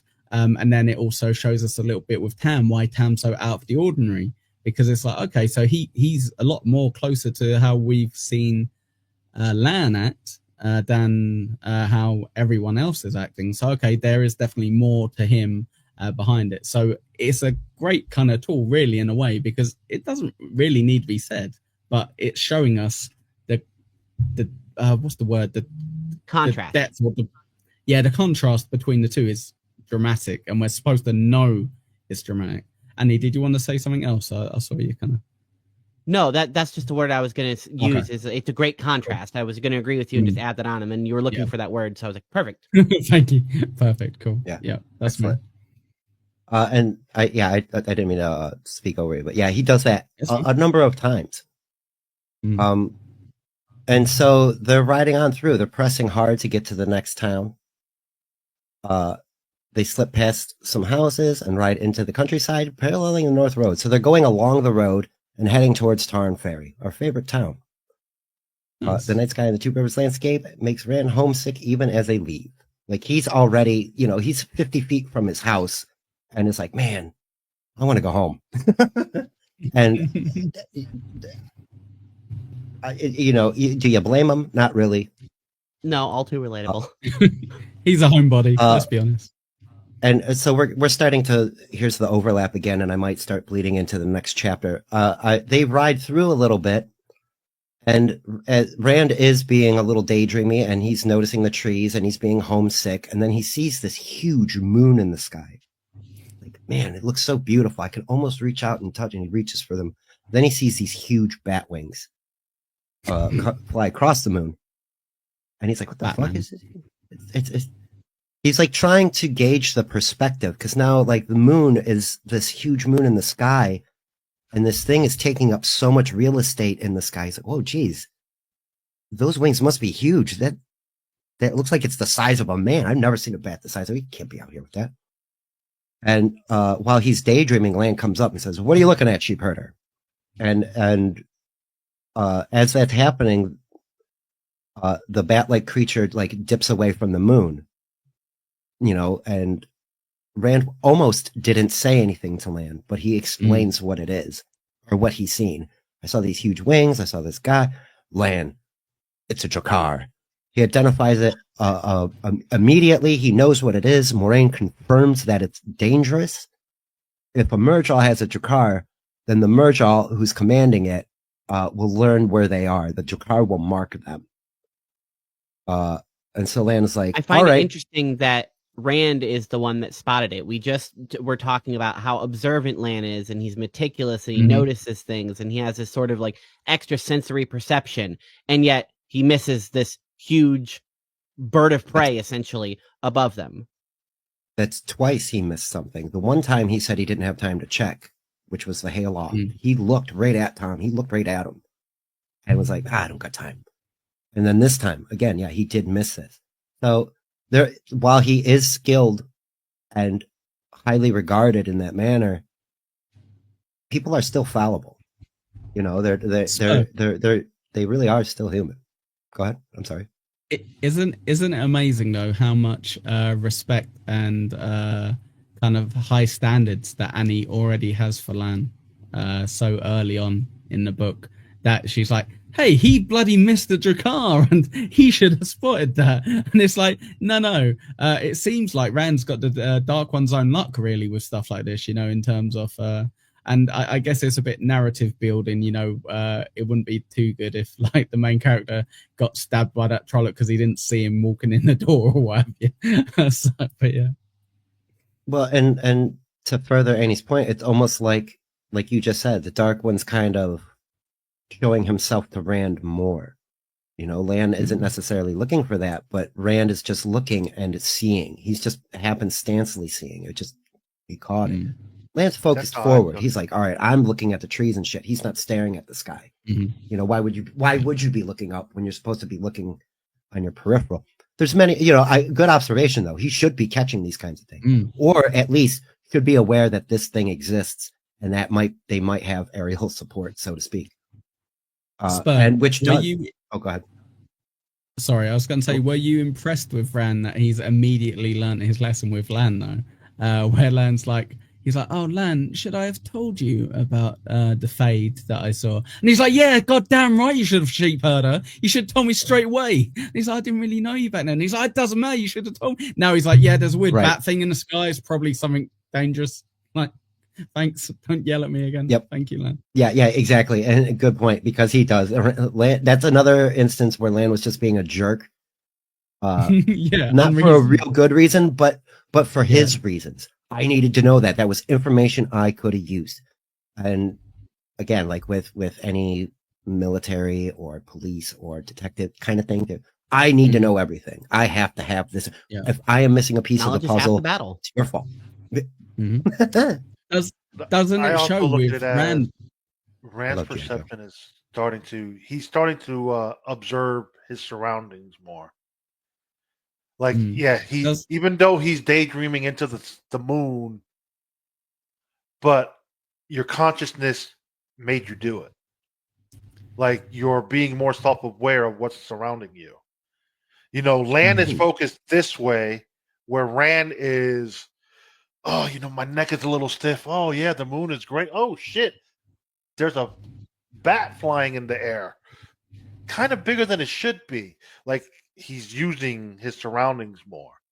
And I think also that dream that he had in the inn is making him more self-aware of things through his self-consciousness. Oh, excellent take. I like that. Maybe, yeah.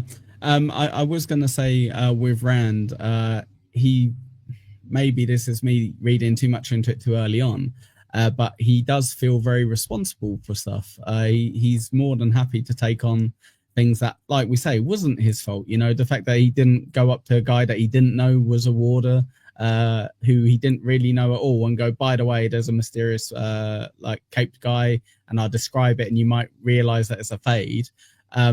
He is like, "But people did die, and maybe if I did do that, you know," so he has got that as well, where he's kind of like, "Hey, maybe I can look like a wall-headed idiot in front of people and say, oh, I think I saw some creature with wings," and they'll be like, "Yeah, well, maybe you just saw a bat and you're tired, you know, come on, crack on." Like, he's more willing to kind of go, "Okay, weird shit's happening, and I don't want people to die again because of me, even though obviously it wasn't his fault." I like that layer too. That is that you that's kind of the point, is to read too much into things and probably think too hard on these. Because you're right. That's why I like Lou's point. Yeah. I'm going to bring up two things right after. Yeah, you know, your dreams do dictate your actions consciously. That's what they're for. Your brain is processing the things that have happened to you over the past 24 hours or so, and is trying to interpret to you what you should be doing the next day. And with that dream, yeah, Rand should be looking behind every door because a Murdraw might be there. He should be keeping his head over his shoulder, because guess what? There are things chasing you. So yeah, subconsciously, he probably is just daydreaming and being homesick, but he is looking somewhere where he needed to be looking at that time, which goes back to what Moraine said earlier. What's done is already woven in the pattern. It's being also hammered that things do happen here for a reason, or it's in a design. It's not always set in stone, but there is something being made to push forward. They call it a pattern. It's like a loom in a way, where you're weaving this carpet and all these threads are coming together to make this beautiful tapestry. And I think that's a good description of it, because whenever I heard it, I thought it was like, that's an interesting way to picture it. You know, you could say it in a bunch of different ways. Why is it said that way? And my understanding is because, like you said, it's deliberate, it's intricate, it's specific, it's woven. If you were literally like sewing or knitting together and you went through and made like a pattern and you're like, okay, you know, I didn't really like that. Sure, you could undo the whole thing, but you are going to wildly fuck up all of your progress up until that point. And then the only other option is either cut it out or just whatever. I fucked up there. Keep going. Snip a thread out of the pattern, would you say? Okay. It could be trouble. So the Murdrall marks them, and now they know that the Drakkar marks them, and now they know that the Murdrall who's commanding these Trollocs will know where they are. Land decides they have to ride north and increase the speed to stay ahead. So they all. Oh wait, did they stop to take a break here, Echo? Do you remember? Yes, they took a Okay, thank you. short That's break. okay. So they do. They did. Watertown, whatever that place was called, but they did take a break. Yes. And you're muted, Annie. You're muted. Annie, you're muted. Yeah, it was some sort of like small little village side town, like on the river or whatever. They stopped there briefly. People are partying. They're having like music's coming from the end. You can hear drinks. From the bell time. Bell time there was not affected because there was no reason for any Trollocs to look there. Did the horses get a stroke by Moraine at that point? Yes, they did. Yes, that's what I was. Moraine gave that's them what a I nice didn't. breather. That's what I didn't want to skip over because they all dismount. Tom Maryland's like, we could take a nice few hour break right here. And Land's like, we can't take this break because that car's on our butt. We got Trollocs on our butt. We're not stopping until we reach Tarn Ferry. And then Rand goes, but the horses. And because they're all fatigued and everything. They were riding pretty hard. And at one point, as they were riding, to your guys' point that Rand has a sense of duty, he was worried about Egwene and Bella keeping up because Bella, we know, is more of a hauling horse and not a racehorse like Cloud, Rand's gray gelding, yes, which is a wildly hard to control horse. And in fact, the other boys ignored that horse because they already knew this is a hard one to control. And so Cloud is racing along, and Rand is like, "Come on, Bella, keep up. Come on, Bella, run, Bella." And Bella ran. And so they get to this point now where they all are dismounting, and Rand is like worried about the horses because they ran those horses hard. If they do this again, they're going to drop dead. And Land goes, "Don't worry about it, sheepherder." And then he catches Moraine healing the horses out of the corner of his eye, and she's like, "You can do that?" And Land's like, "You of all people, sheepherder, should have known. You saw what she did with your father." And so she'll wash away all the fatigue. She'll wash away the horse fatigue and then all of you. And then Rand goes, "Well, what about you?" "Not me, sheepherder. I don't need it yet." Again, hammering home that he's got endurance and strength. "I'm no pussy like you little bitch." And he also mentions Moraine. And that's where Land mentions Moraine. Moraine will be fine, but she will eventually need to rest up because she can't heal herself. Essentially, she can't heal herself. Yeah, right. And again, it's showing limitations to what she can do. This is not an unlimited resource of magic like in some places. She can heal everybody's fatigue, but at a cost. Excuse me. It comes at a cost to her physically and mentally, and it comes at a cost to you, the one being healing physically. That has to come from somewhere, and I like that because it's not just drawn out of the ether and created. You're pulling from your actual own resources to do this.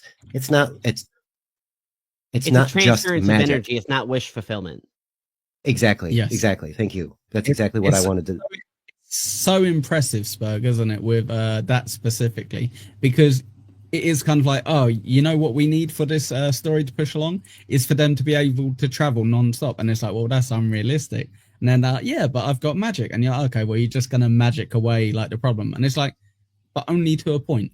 I'm going to go, we can travel further, but she's going to end up being exhausted. And FYI, I can't just do this for the next 100 days. We're not going to be able to travel with no sleep because, spoiler alert, you're going to drop dead if I do it to you too often, because it's coming from somewhere. You're still using those calories, boys. Right, exactly. The truth of reality isn't disregarded here. You can't do that. You'll kill yourself. Go ahead. So this kind of reminds me of, I can't remember her name from Lord of the Rings, but when she took Frodo and she rode for 3 days to get him back to her land. So that parallel was kind of nice. Like, I see what he's doing here. Yeah, he's building his own world, but he's also little subtle references from Tolkien's world with little elements that If you pay attention, buddy. you could see it.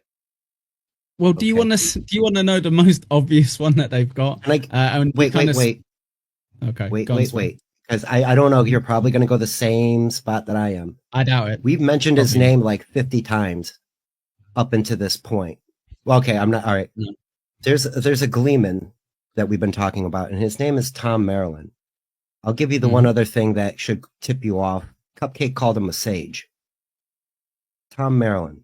The name sound any even remotely familiar to you guys? Bombadillo? Little No. bit. No, I didn't see that. No. Okay. No, Because no. it remember, doesn't I sound never familiar. read Okay. I didn't read I'm the going to let it books for settle. Lord I'm of the just going to Rings. let this one sit.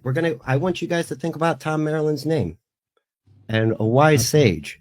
He has big white mustaches and white hair. He's only missing a conical hat. I'll say that. Gandalf the White. And who's Gandalf supposed to be? Saruman? It goes further back into our real world lore. But I don't want to give it away because I know some people know. Maryland. You might just be too smart for us, Spurg, just as a Well, heads up. remember- that might Like be I the said, option. I didn't read none of the Harry Arthur, Potter. Sword in the Stone? The You guys know Hobbit that book. story? I've only Oh, watched the Merlin. show. Oh, Merlin. Right, got you. I don't know that. Very I thought it was good. spelled Help me like with that the one, state. Berg. Where? No, Echo just said the name I was looking to squeeze out of you guys. Yeah. Merlin. Yeah, okay. Yeah. Oh, Very shit. good. Yeah, Arthur what I'm Lord. saying is I wouldn't have never made that connection because Neither would I. I thought his name was spelled Maryland, like the United States. Oh no, state. Maryland. Maryland. Maryland. MERR. I'm Yeah. only hearing. Alright. I've never read Yeah, any I'll of these send you- things. I'll I send you the wouldn't be able text. to make that connection. I'll send you the text. Yeah, no, because like Billy is not Billy, it's Bili. And Sen Bui is CENNBUI something. It's spelled very familiar sounding like that, but Mm. just different enough. Again, like that's why like when you hear Tom Maryland, it does sound a little familiar, whether you realize it or not, because you've heard the name Merlin 700 times. And there's direct correlation of Lon and Aragon. Aragorn? What's his name? You know what I mean. The guy from the Lord of the Rings with the sword and thing. Aragorn. But there's like you can Aragon really is the line other up guy. some of these. Thank you. Yes. Sure. He's the dragon Right. guy, right? We're going to bury Lord of the Rings, I promise you. But the one correlation that Exactly. we missed earlier, that I mentioned and no one picked up. But my God, Build a Pony, anyone?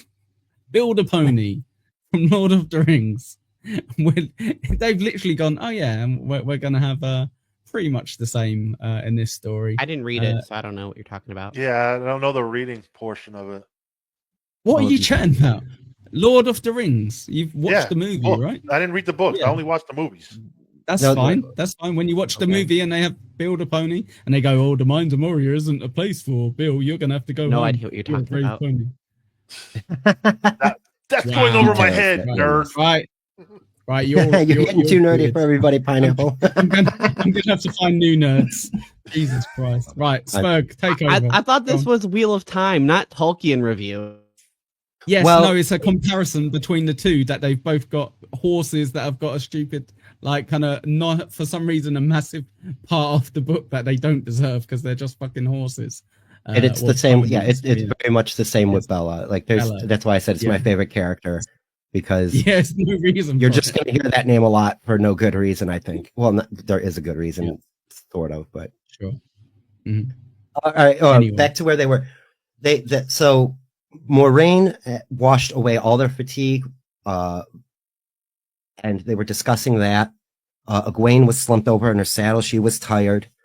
And so Moraine heals Egwene and then goes to wash away the fatigue on Bella, and the fatigue isn't there. She finds out that it's already gone, and Moraine remarks on that. Oh, Bella is a good horse. She's, not even breaking a sweat. Wow. And as that's happening, they hear a Drakkar shriek again. Ah, and marks them. And they're like, fuck, man, mount up. We gotta go. Yeah, Lan is already back on the horse.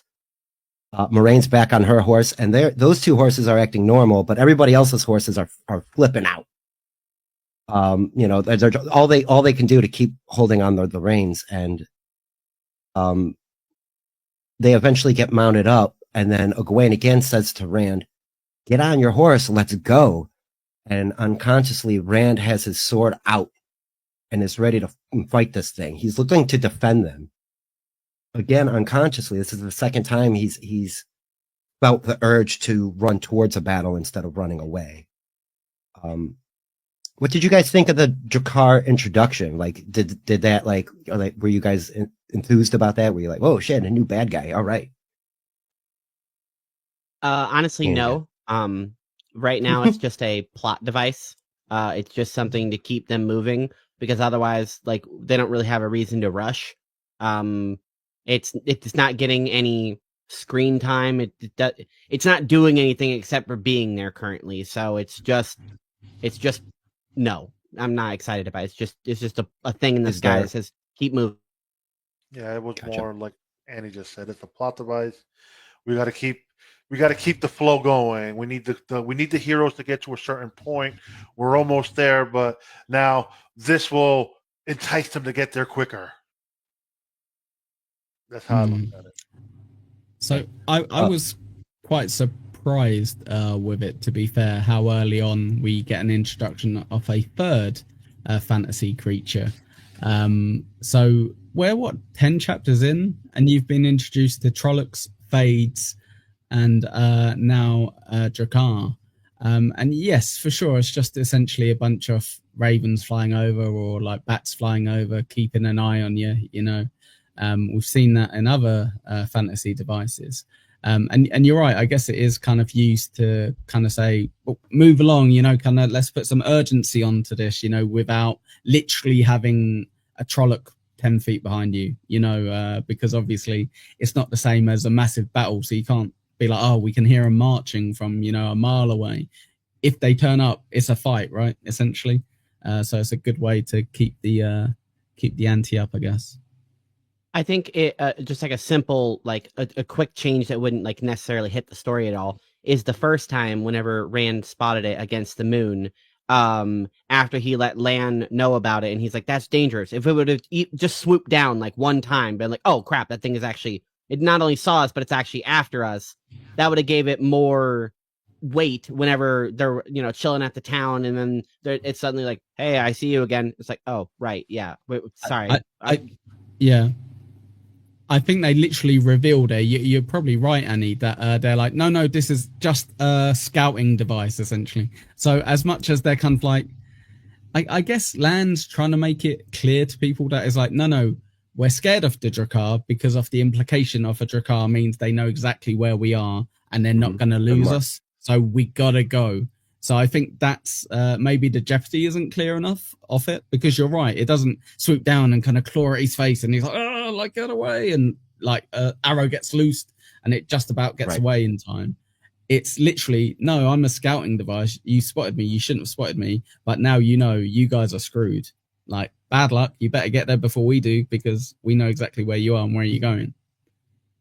I feel like it would have also been given a little bit more weight if they communicated how a Murdral knows if a Drakkar spots you. Is it like a telepath thing? Is it a hive mind? Or does it spot you and then like emit like a smell? Like, how does the information get conveyed and how fast is it? Like, after we're spotted, how many seconds do I have before I need to actually freak out?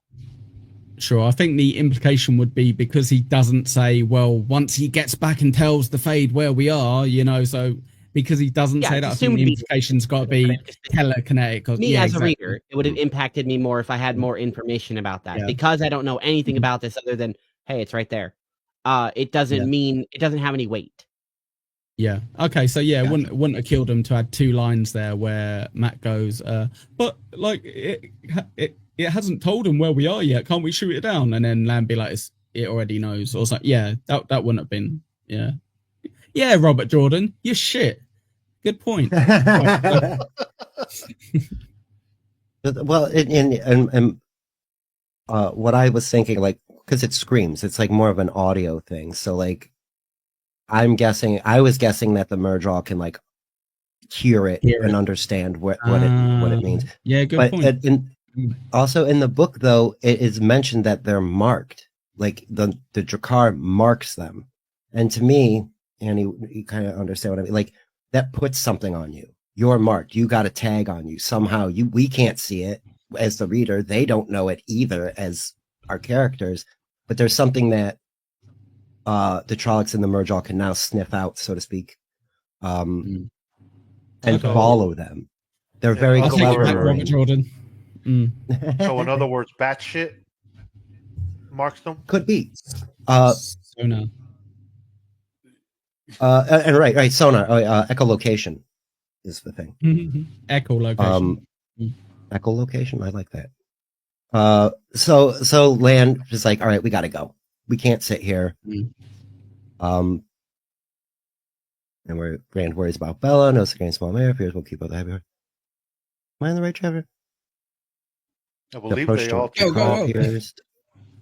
Moraine, if I remember correctly, starts making like a sort of mist around them to obscure the vision from their Dakar. Right. Right. She says she's going to use the cleverness around against them, and then does that. Basically puts them all into a fog. And Rand realizes that he is now riding in a fog of the one power, and he was holding his breath as to not even breathe in what may be perceived as magic. You know, like again, hammering at home that these guys want nothing to do with anything related to these Aes Sedai and their ability to channel. Like they think it's going to affect them in a negative way, no matter what. They're like, even healing, they're apprehensive of at first. They're like, don't touch me, you know, that kind of thing. I think that is probably stirred upon their people say that if a man uses it, he will go crazy. So if I'm just guessing, Rand being somebody who doesn't really know things is like, well, I mean, if you use it on me one time, now I just have an invisible timer before I go insane. So if you use it on me more, then it's going to increase the timer. So I don't want any of that magic. Yeah, like you said, knowledge is power, and their lack of knowledge is really driving poor decisions, because they're making decisions out of irrational fear. It's kind of interesting in my opinion. Well, didn't Rand have a state? They prior have a serious to all the talk mist, Rand was like chasing Cloud. Yes, if I remember correctly. Well, he was on Cloud. They were all like kind of riding tight towards each other, but they couldn't see each other. So they could hear, like Land would say, stay close, stay in eyesight of each other. So they didn't split up and get lost because it was super thick. And they were riding really hard. The other thing that was happening while this is going on is that they all lost their sense of time. They didn't even realize how long they had been riding. The only clue that Rand had that they'd been doing this for hours was how tight he was holding the reins and how his hands were hurting and his legs were getting sore from gripping Cloud so much. So he had to guesstimate that maybe we had been riding for hours and hours. And they finally. So the plan isn't exactly clear here. Like we know they're riding in the mist in a direction to throw off the Drakkar and the Murdrall and the Trollocs, because the Murdrall is telling, or the Drakkar is telling the Murdrall they're about to zig, and so Moraine uses the Cloud to zag and try to get into a different, take a different path. They're expecting it one way, they're going to go the other, even if it takes a little longer. And eventually, as they ride on, Rand starts to see these little dots. They look like fireflies to him. Could be complaining chapters again, but they finally made it to the town of Tarn Ferry. They finally get there. And Rand knows he's there because he sees these taller buildings, and they all have brick bases, which is there because the Tarn Ferry or the Tarn River will overflow. And so these homes that are so close to this water source have to be built on a upper level. I thought that was also a neat detail. Now time to go get a pint and wait for it to all tide over, right? Exactly. We're going to wait for that fog to lift. Everybody's chill. We'll go get the ferry. No, we're not going to do that. Land walks right into town. Oh, they all slow up to head into town, and Cloud like bolts through all of them because he can't slow him down. He can't slow this horse down. And then Rand kind of like casually strides by on his horse and like, don't be so eager, sheepherder. And instead of trying to justify what happened. Sorry. Oh, go ahead. during their travel in the like little cloud misty thing, I suspect that the reason that their sense of time was distorted is a literal distortion of time. They are traveling faster in this mist than even physically possible. They're sort of going faster than they should be, and that's why it feels like time is weird, is because they're going faster physically. That's just a guess, a suspect. I thought it was more, you know, when you're going somewhere that you've never been before. Yeah. And you're like, oh my God, it's like taking us ages to get there. Or I was really quick. It like flew by. But when you're going back there, you know the way you're going. So the time is more kind of relative. So he's traveling in the dark. I don't know if you've done that before where you've not got proper lights on your vehicle and you're kind of like, oh my God. I remember when I was a teenager on a little moped, a little like 125, you know, bike. And I'm driving home from college. It's pitch black. And I'm like, oh my God, you know, I'm going so fast and, you know, I can't really see anything and my lights are not really worth having and there's not many cars around. But my bike was restricted to like 30 miles per hour. So I wasn't going fast at all. But the illusion for me was, oh my God, like I don't know how fast I'm going, but it feels like I'm going 1,000,000 miles per hour. And I think because they can't see where they're going, Annie, and they don't know really where they're going, that maybe that's what causes the illusion or the feeling of, oh, we don't know, rather than anything mystical, I think. And also, you got a thing chasing you, so you're like, oh, we got a boat. Yeah, fear is definitely a driver. You know, like you definitely can get your perspective distorted that way. And yeah, the riding in that fog, I'll concede to Annie a little bit. You know, we don't really know exactly what Moraine is doing there, other than making a fog. Sure. She could, for all I know, she could be using some avenue to get them to physically move quicker. At this point, I like that. I like that. Sure. Yeah, for sure. There's nothing saying there's not. All we're told is what it looks like, right? Like doesn't mean that she's not doing anything different. So yeah, good point. Okay, so they're in Tarn Ferry, and the sense of urgency is still happening, and more. This is another reason why I like Land, because he's just that guy. He goes directly to a specific house, not a house that's like even any different than any other house. He just knows where to go because he's been here before, and starts banging on this guy's door. I mean, and the way it's written, the Land's just banging on the door. And the guy inside is like, all right, come on, I'll be out. And Land just continues. It just keeps knocking on this guy. What the hell do you want? This guy whips the door open. And the initial sight is kind of shocking because like the mist is still around them from Moraine's channeling. And it kind of wafts in a bit. And the guy's like, ugh. You know, like the fog is thick. But then he sees Land standing there and he's like, oh, you again. He's like, Master Hightower, glad you're up. You know what I'm saying? Like, we need to use the ferry. And he's like, the ferry don't leave until the morning. Not now, not ever, not for anyone. Lands grabs him by the wrist and has his hand out and starts putting gold coins in his hand. And this is another part. This is why I like Robert Jordan's writing. Is Mr. Hightower is like looking at the gold coins and he's like, starts licking his lips and morning, you say, you know, basically. But Land convinces him with this half again, and as much again once more on the other side of the river.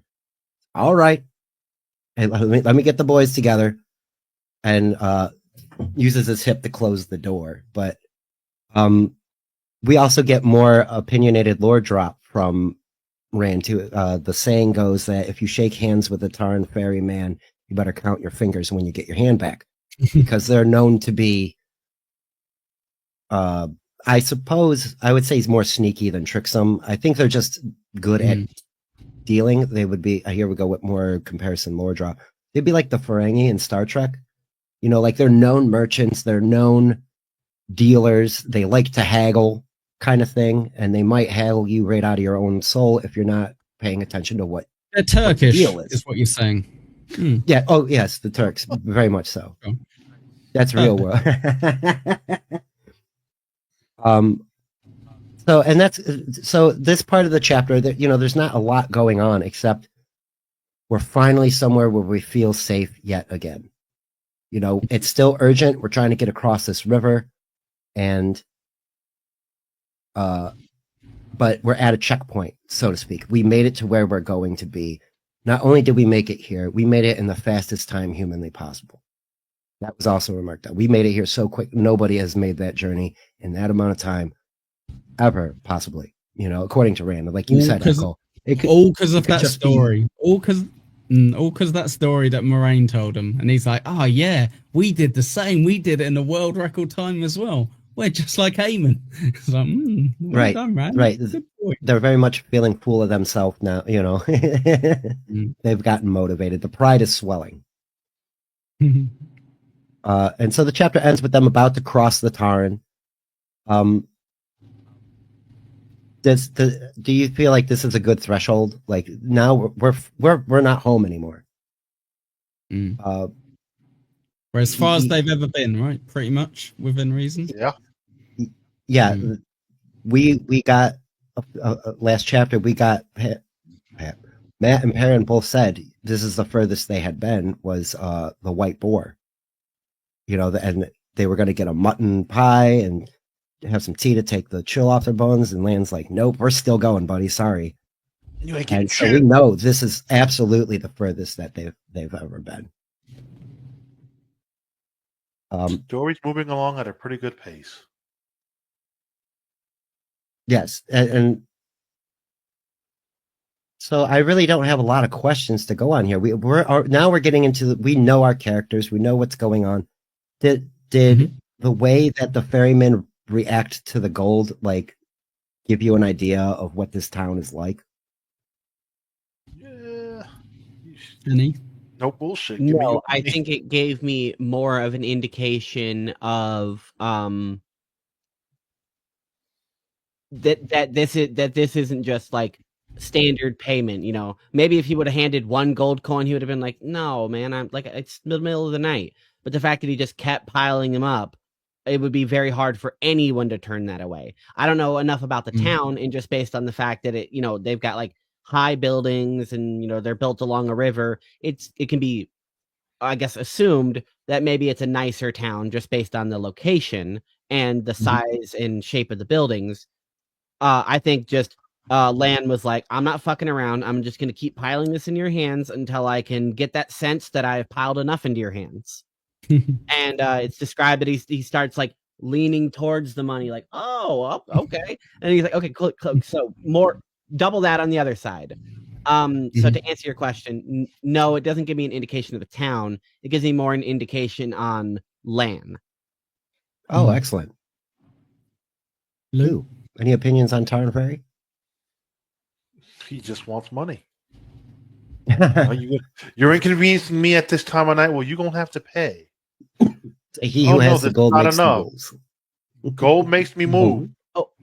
Okay, now that Lou said that, maybe I'll add on to my opinion. I think that the man, Mr. Hightower, being like, not now, not ever, not for anyone. And then he immediately changes his opinion once he gets a invisible threshold of money that maybe he had already thought about, but maybe he was just like, oh, okay, so this I would be really stupid to turn down this amount of money right now. Exactly. So maybe that does give an indication of the people of this town. Potentially. I found it pretty interesting with that. It was definitely a reflection, kind of like Annie said, on Lan more than anything, I thought. Because, yes, we've got the stereotype already kind of in our head a little bit that they are a little bit not 100% trustworthy with regards to business and trading, or at least grifting a little bit. supertip.gg/Echo if you want to use the voices for this show.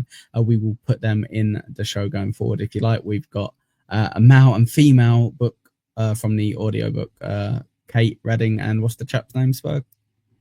Michael Kramer, brilliant.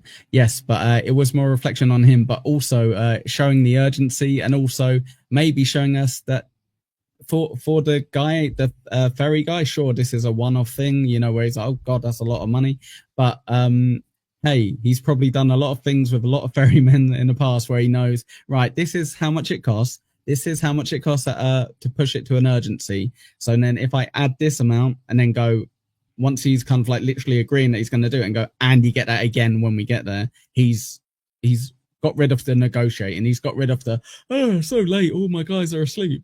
Like, he skipped I think that. you said it a lot better than me. That's what kind of I got from. It's more of an indication of Lan's character. He's done this before. He knows the rigmarole. He knows how to get around this guy. He knows the barring. Nice. Yeah, exactly.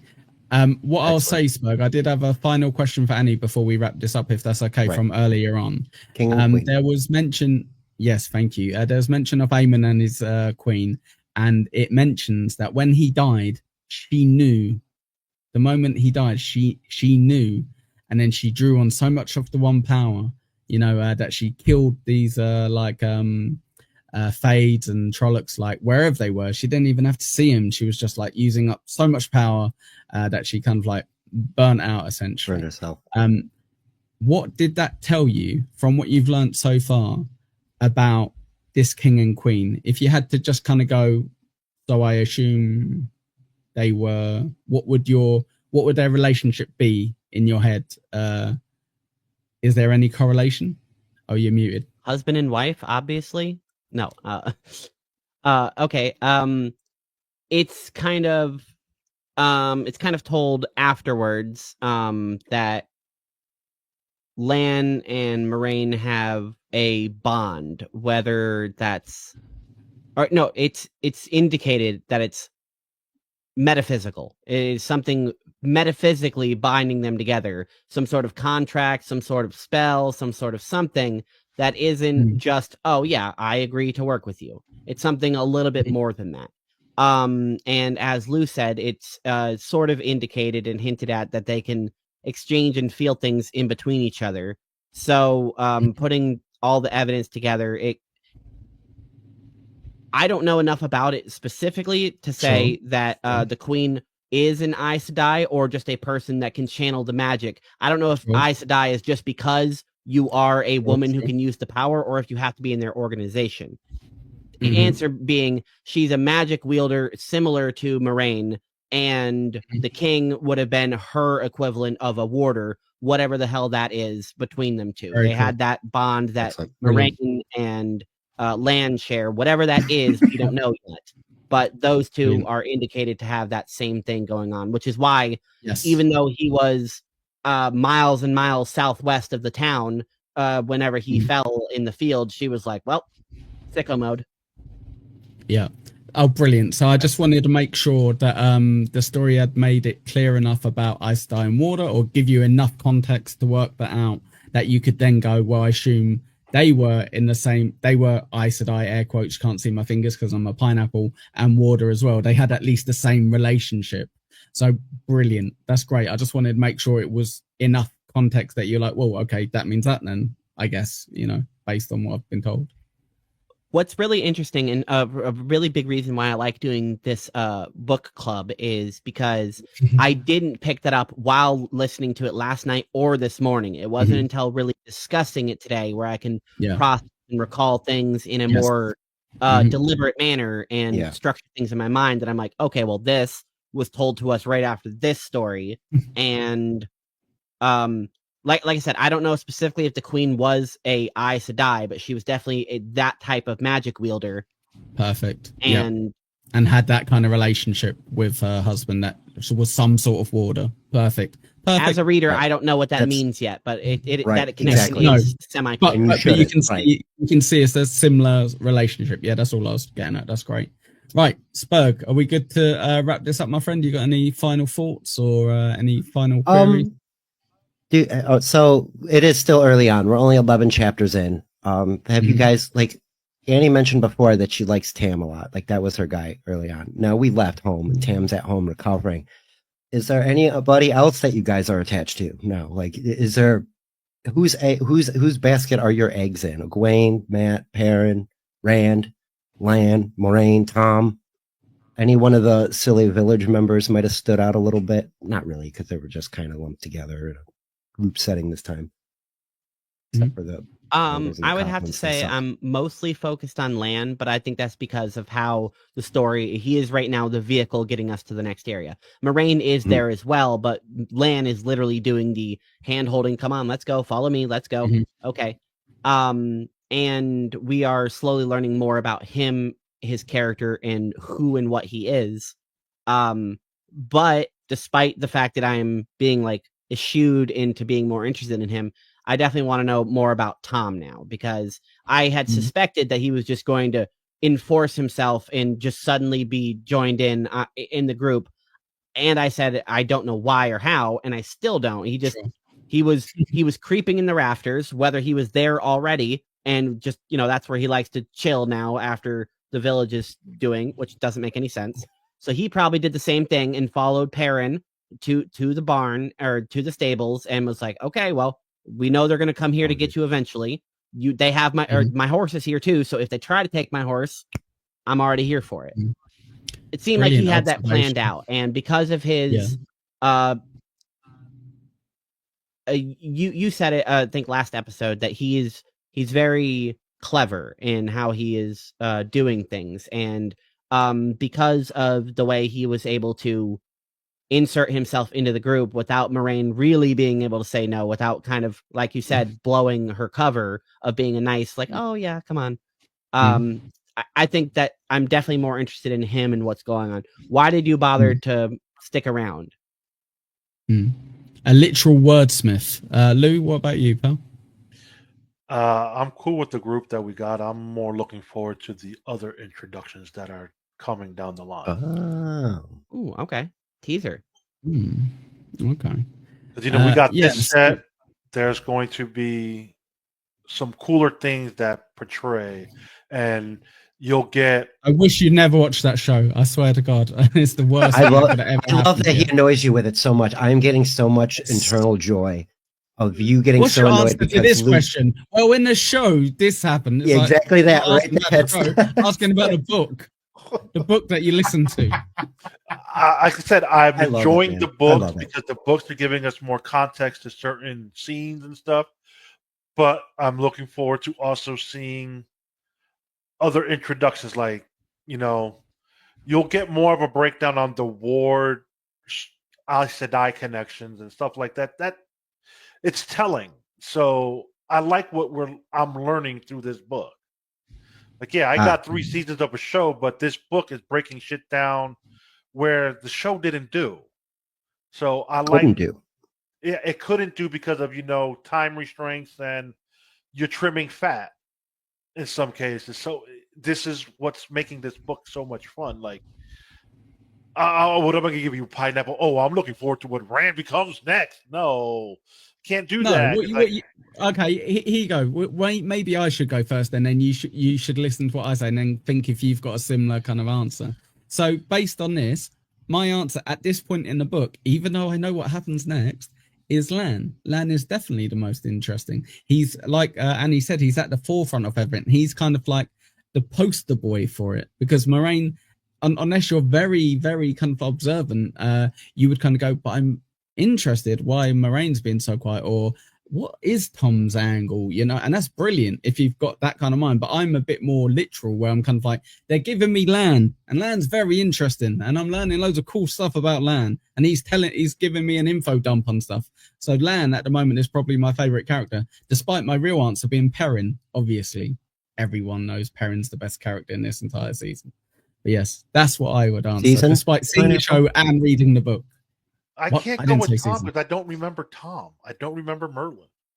That's fine. That doesn't have to be your answer. But you've read about him in a book, so you could go, Tom Merlin is quite interesting. It's so good, Annie.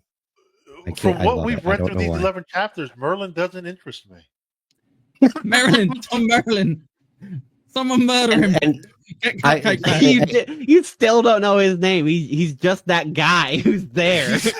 Well, no, I'm going off of what Spurt called him. He calls him Merlin, so fuck it. Now he's Merlin in my eyes. Well, his last name is Marilyn, Merrilin, and we've been making connections to like Fellowship, or I mentioned Star Trek earlier a little bit. I'm trying to point that, yeah, and here's the thing. I wish Cupcake would have been here for that because I think he would have got it and nailed it. I had to push Echo a little harder than I thought. There are so many Easter eggs and little things that you just gloss over. You heard that name 700 times in these 11 chapters. But he is literally like a Merlin-esque character. He's there to advise. He's like inserting himself. Like Cupcake called him the sage, and he was already offering advice to Rand early on. Hey, be Just careful, from man. You can ask that Aes writer or Sedai for narrative help, but you better perspective. watch it. Sorry. Oh, go ahead. I'm sorry.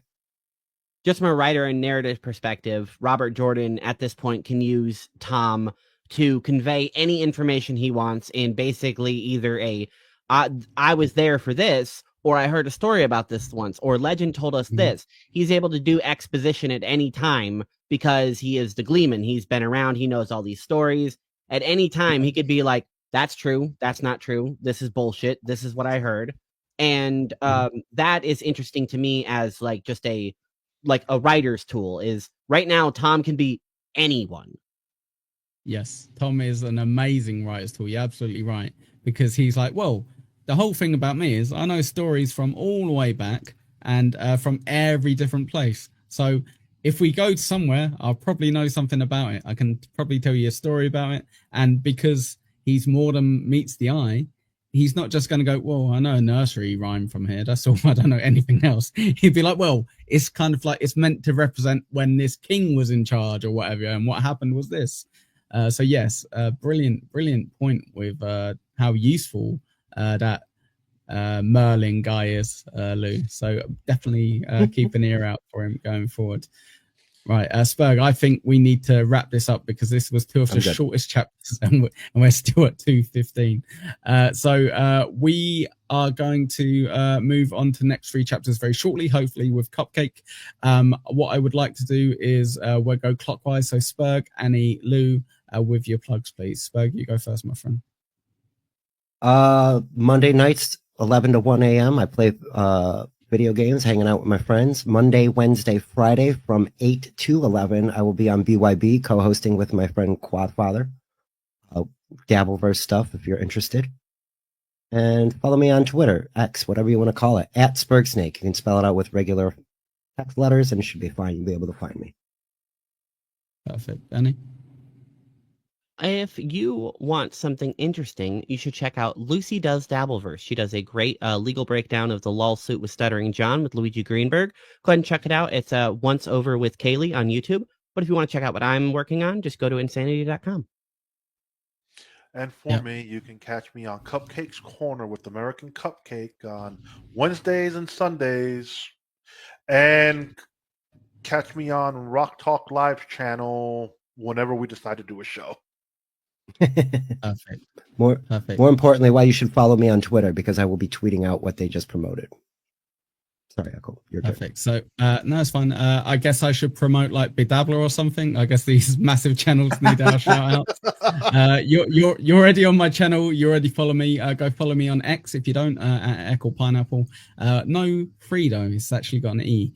I am doing a weekly show on a Saturday at 3 o'clock Eastern, and it's going to be for like 3 to 4 to 5 hours.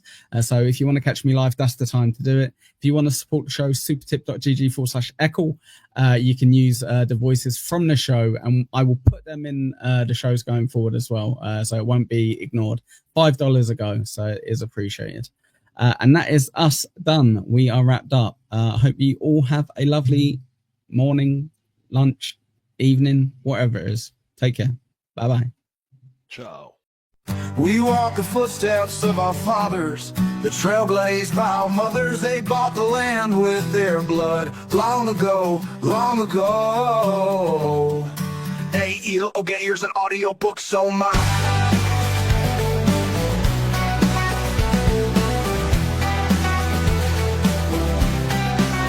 Oh, sing of Manetheren. Oh, weep for the blood of Ammon. Oh, cry for Manetheren. Long ago, long ago. Aiel, Ogiers, and AudioBooks, so my.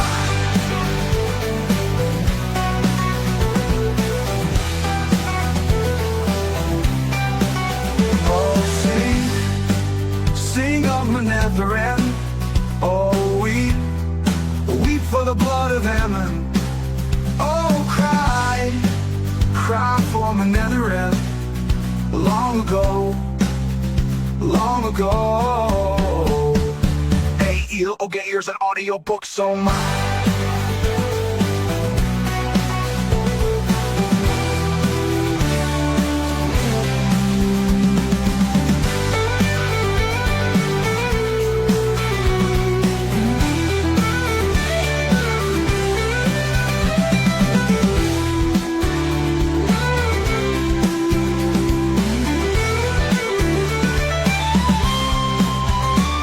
Sing, sing of my netherend. Oh, weep, weep for the blood of Ammon. Oh, cry for the netherend. Long ago, long ago. Aiel, Ogiers, and AudioBooks, oh my.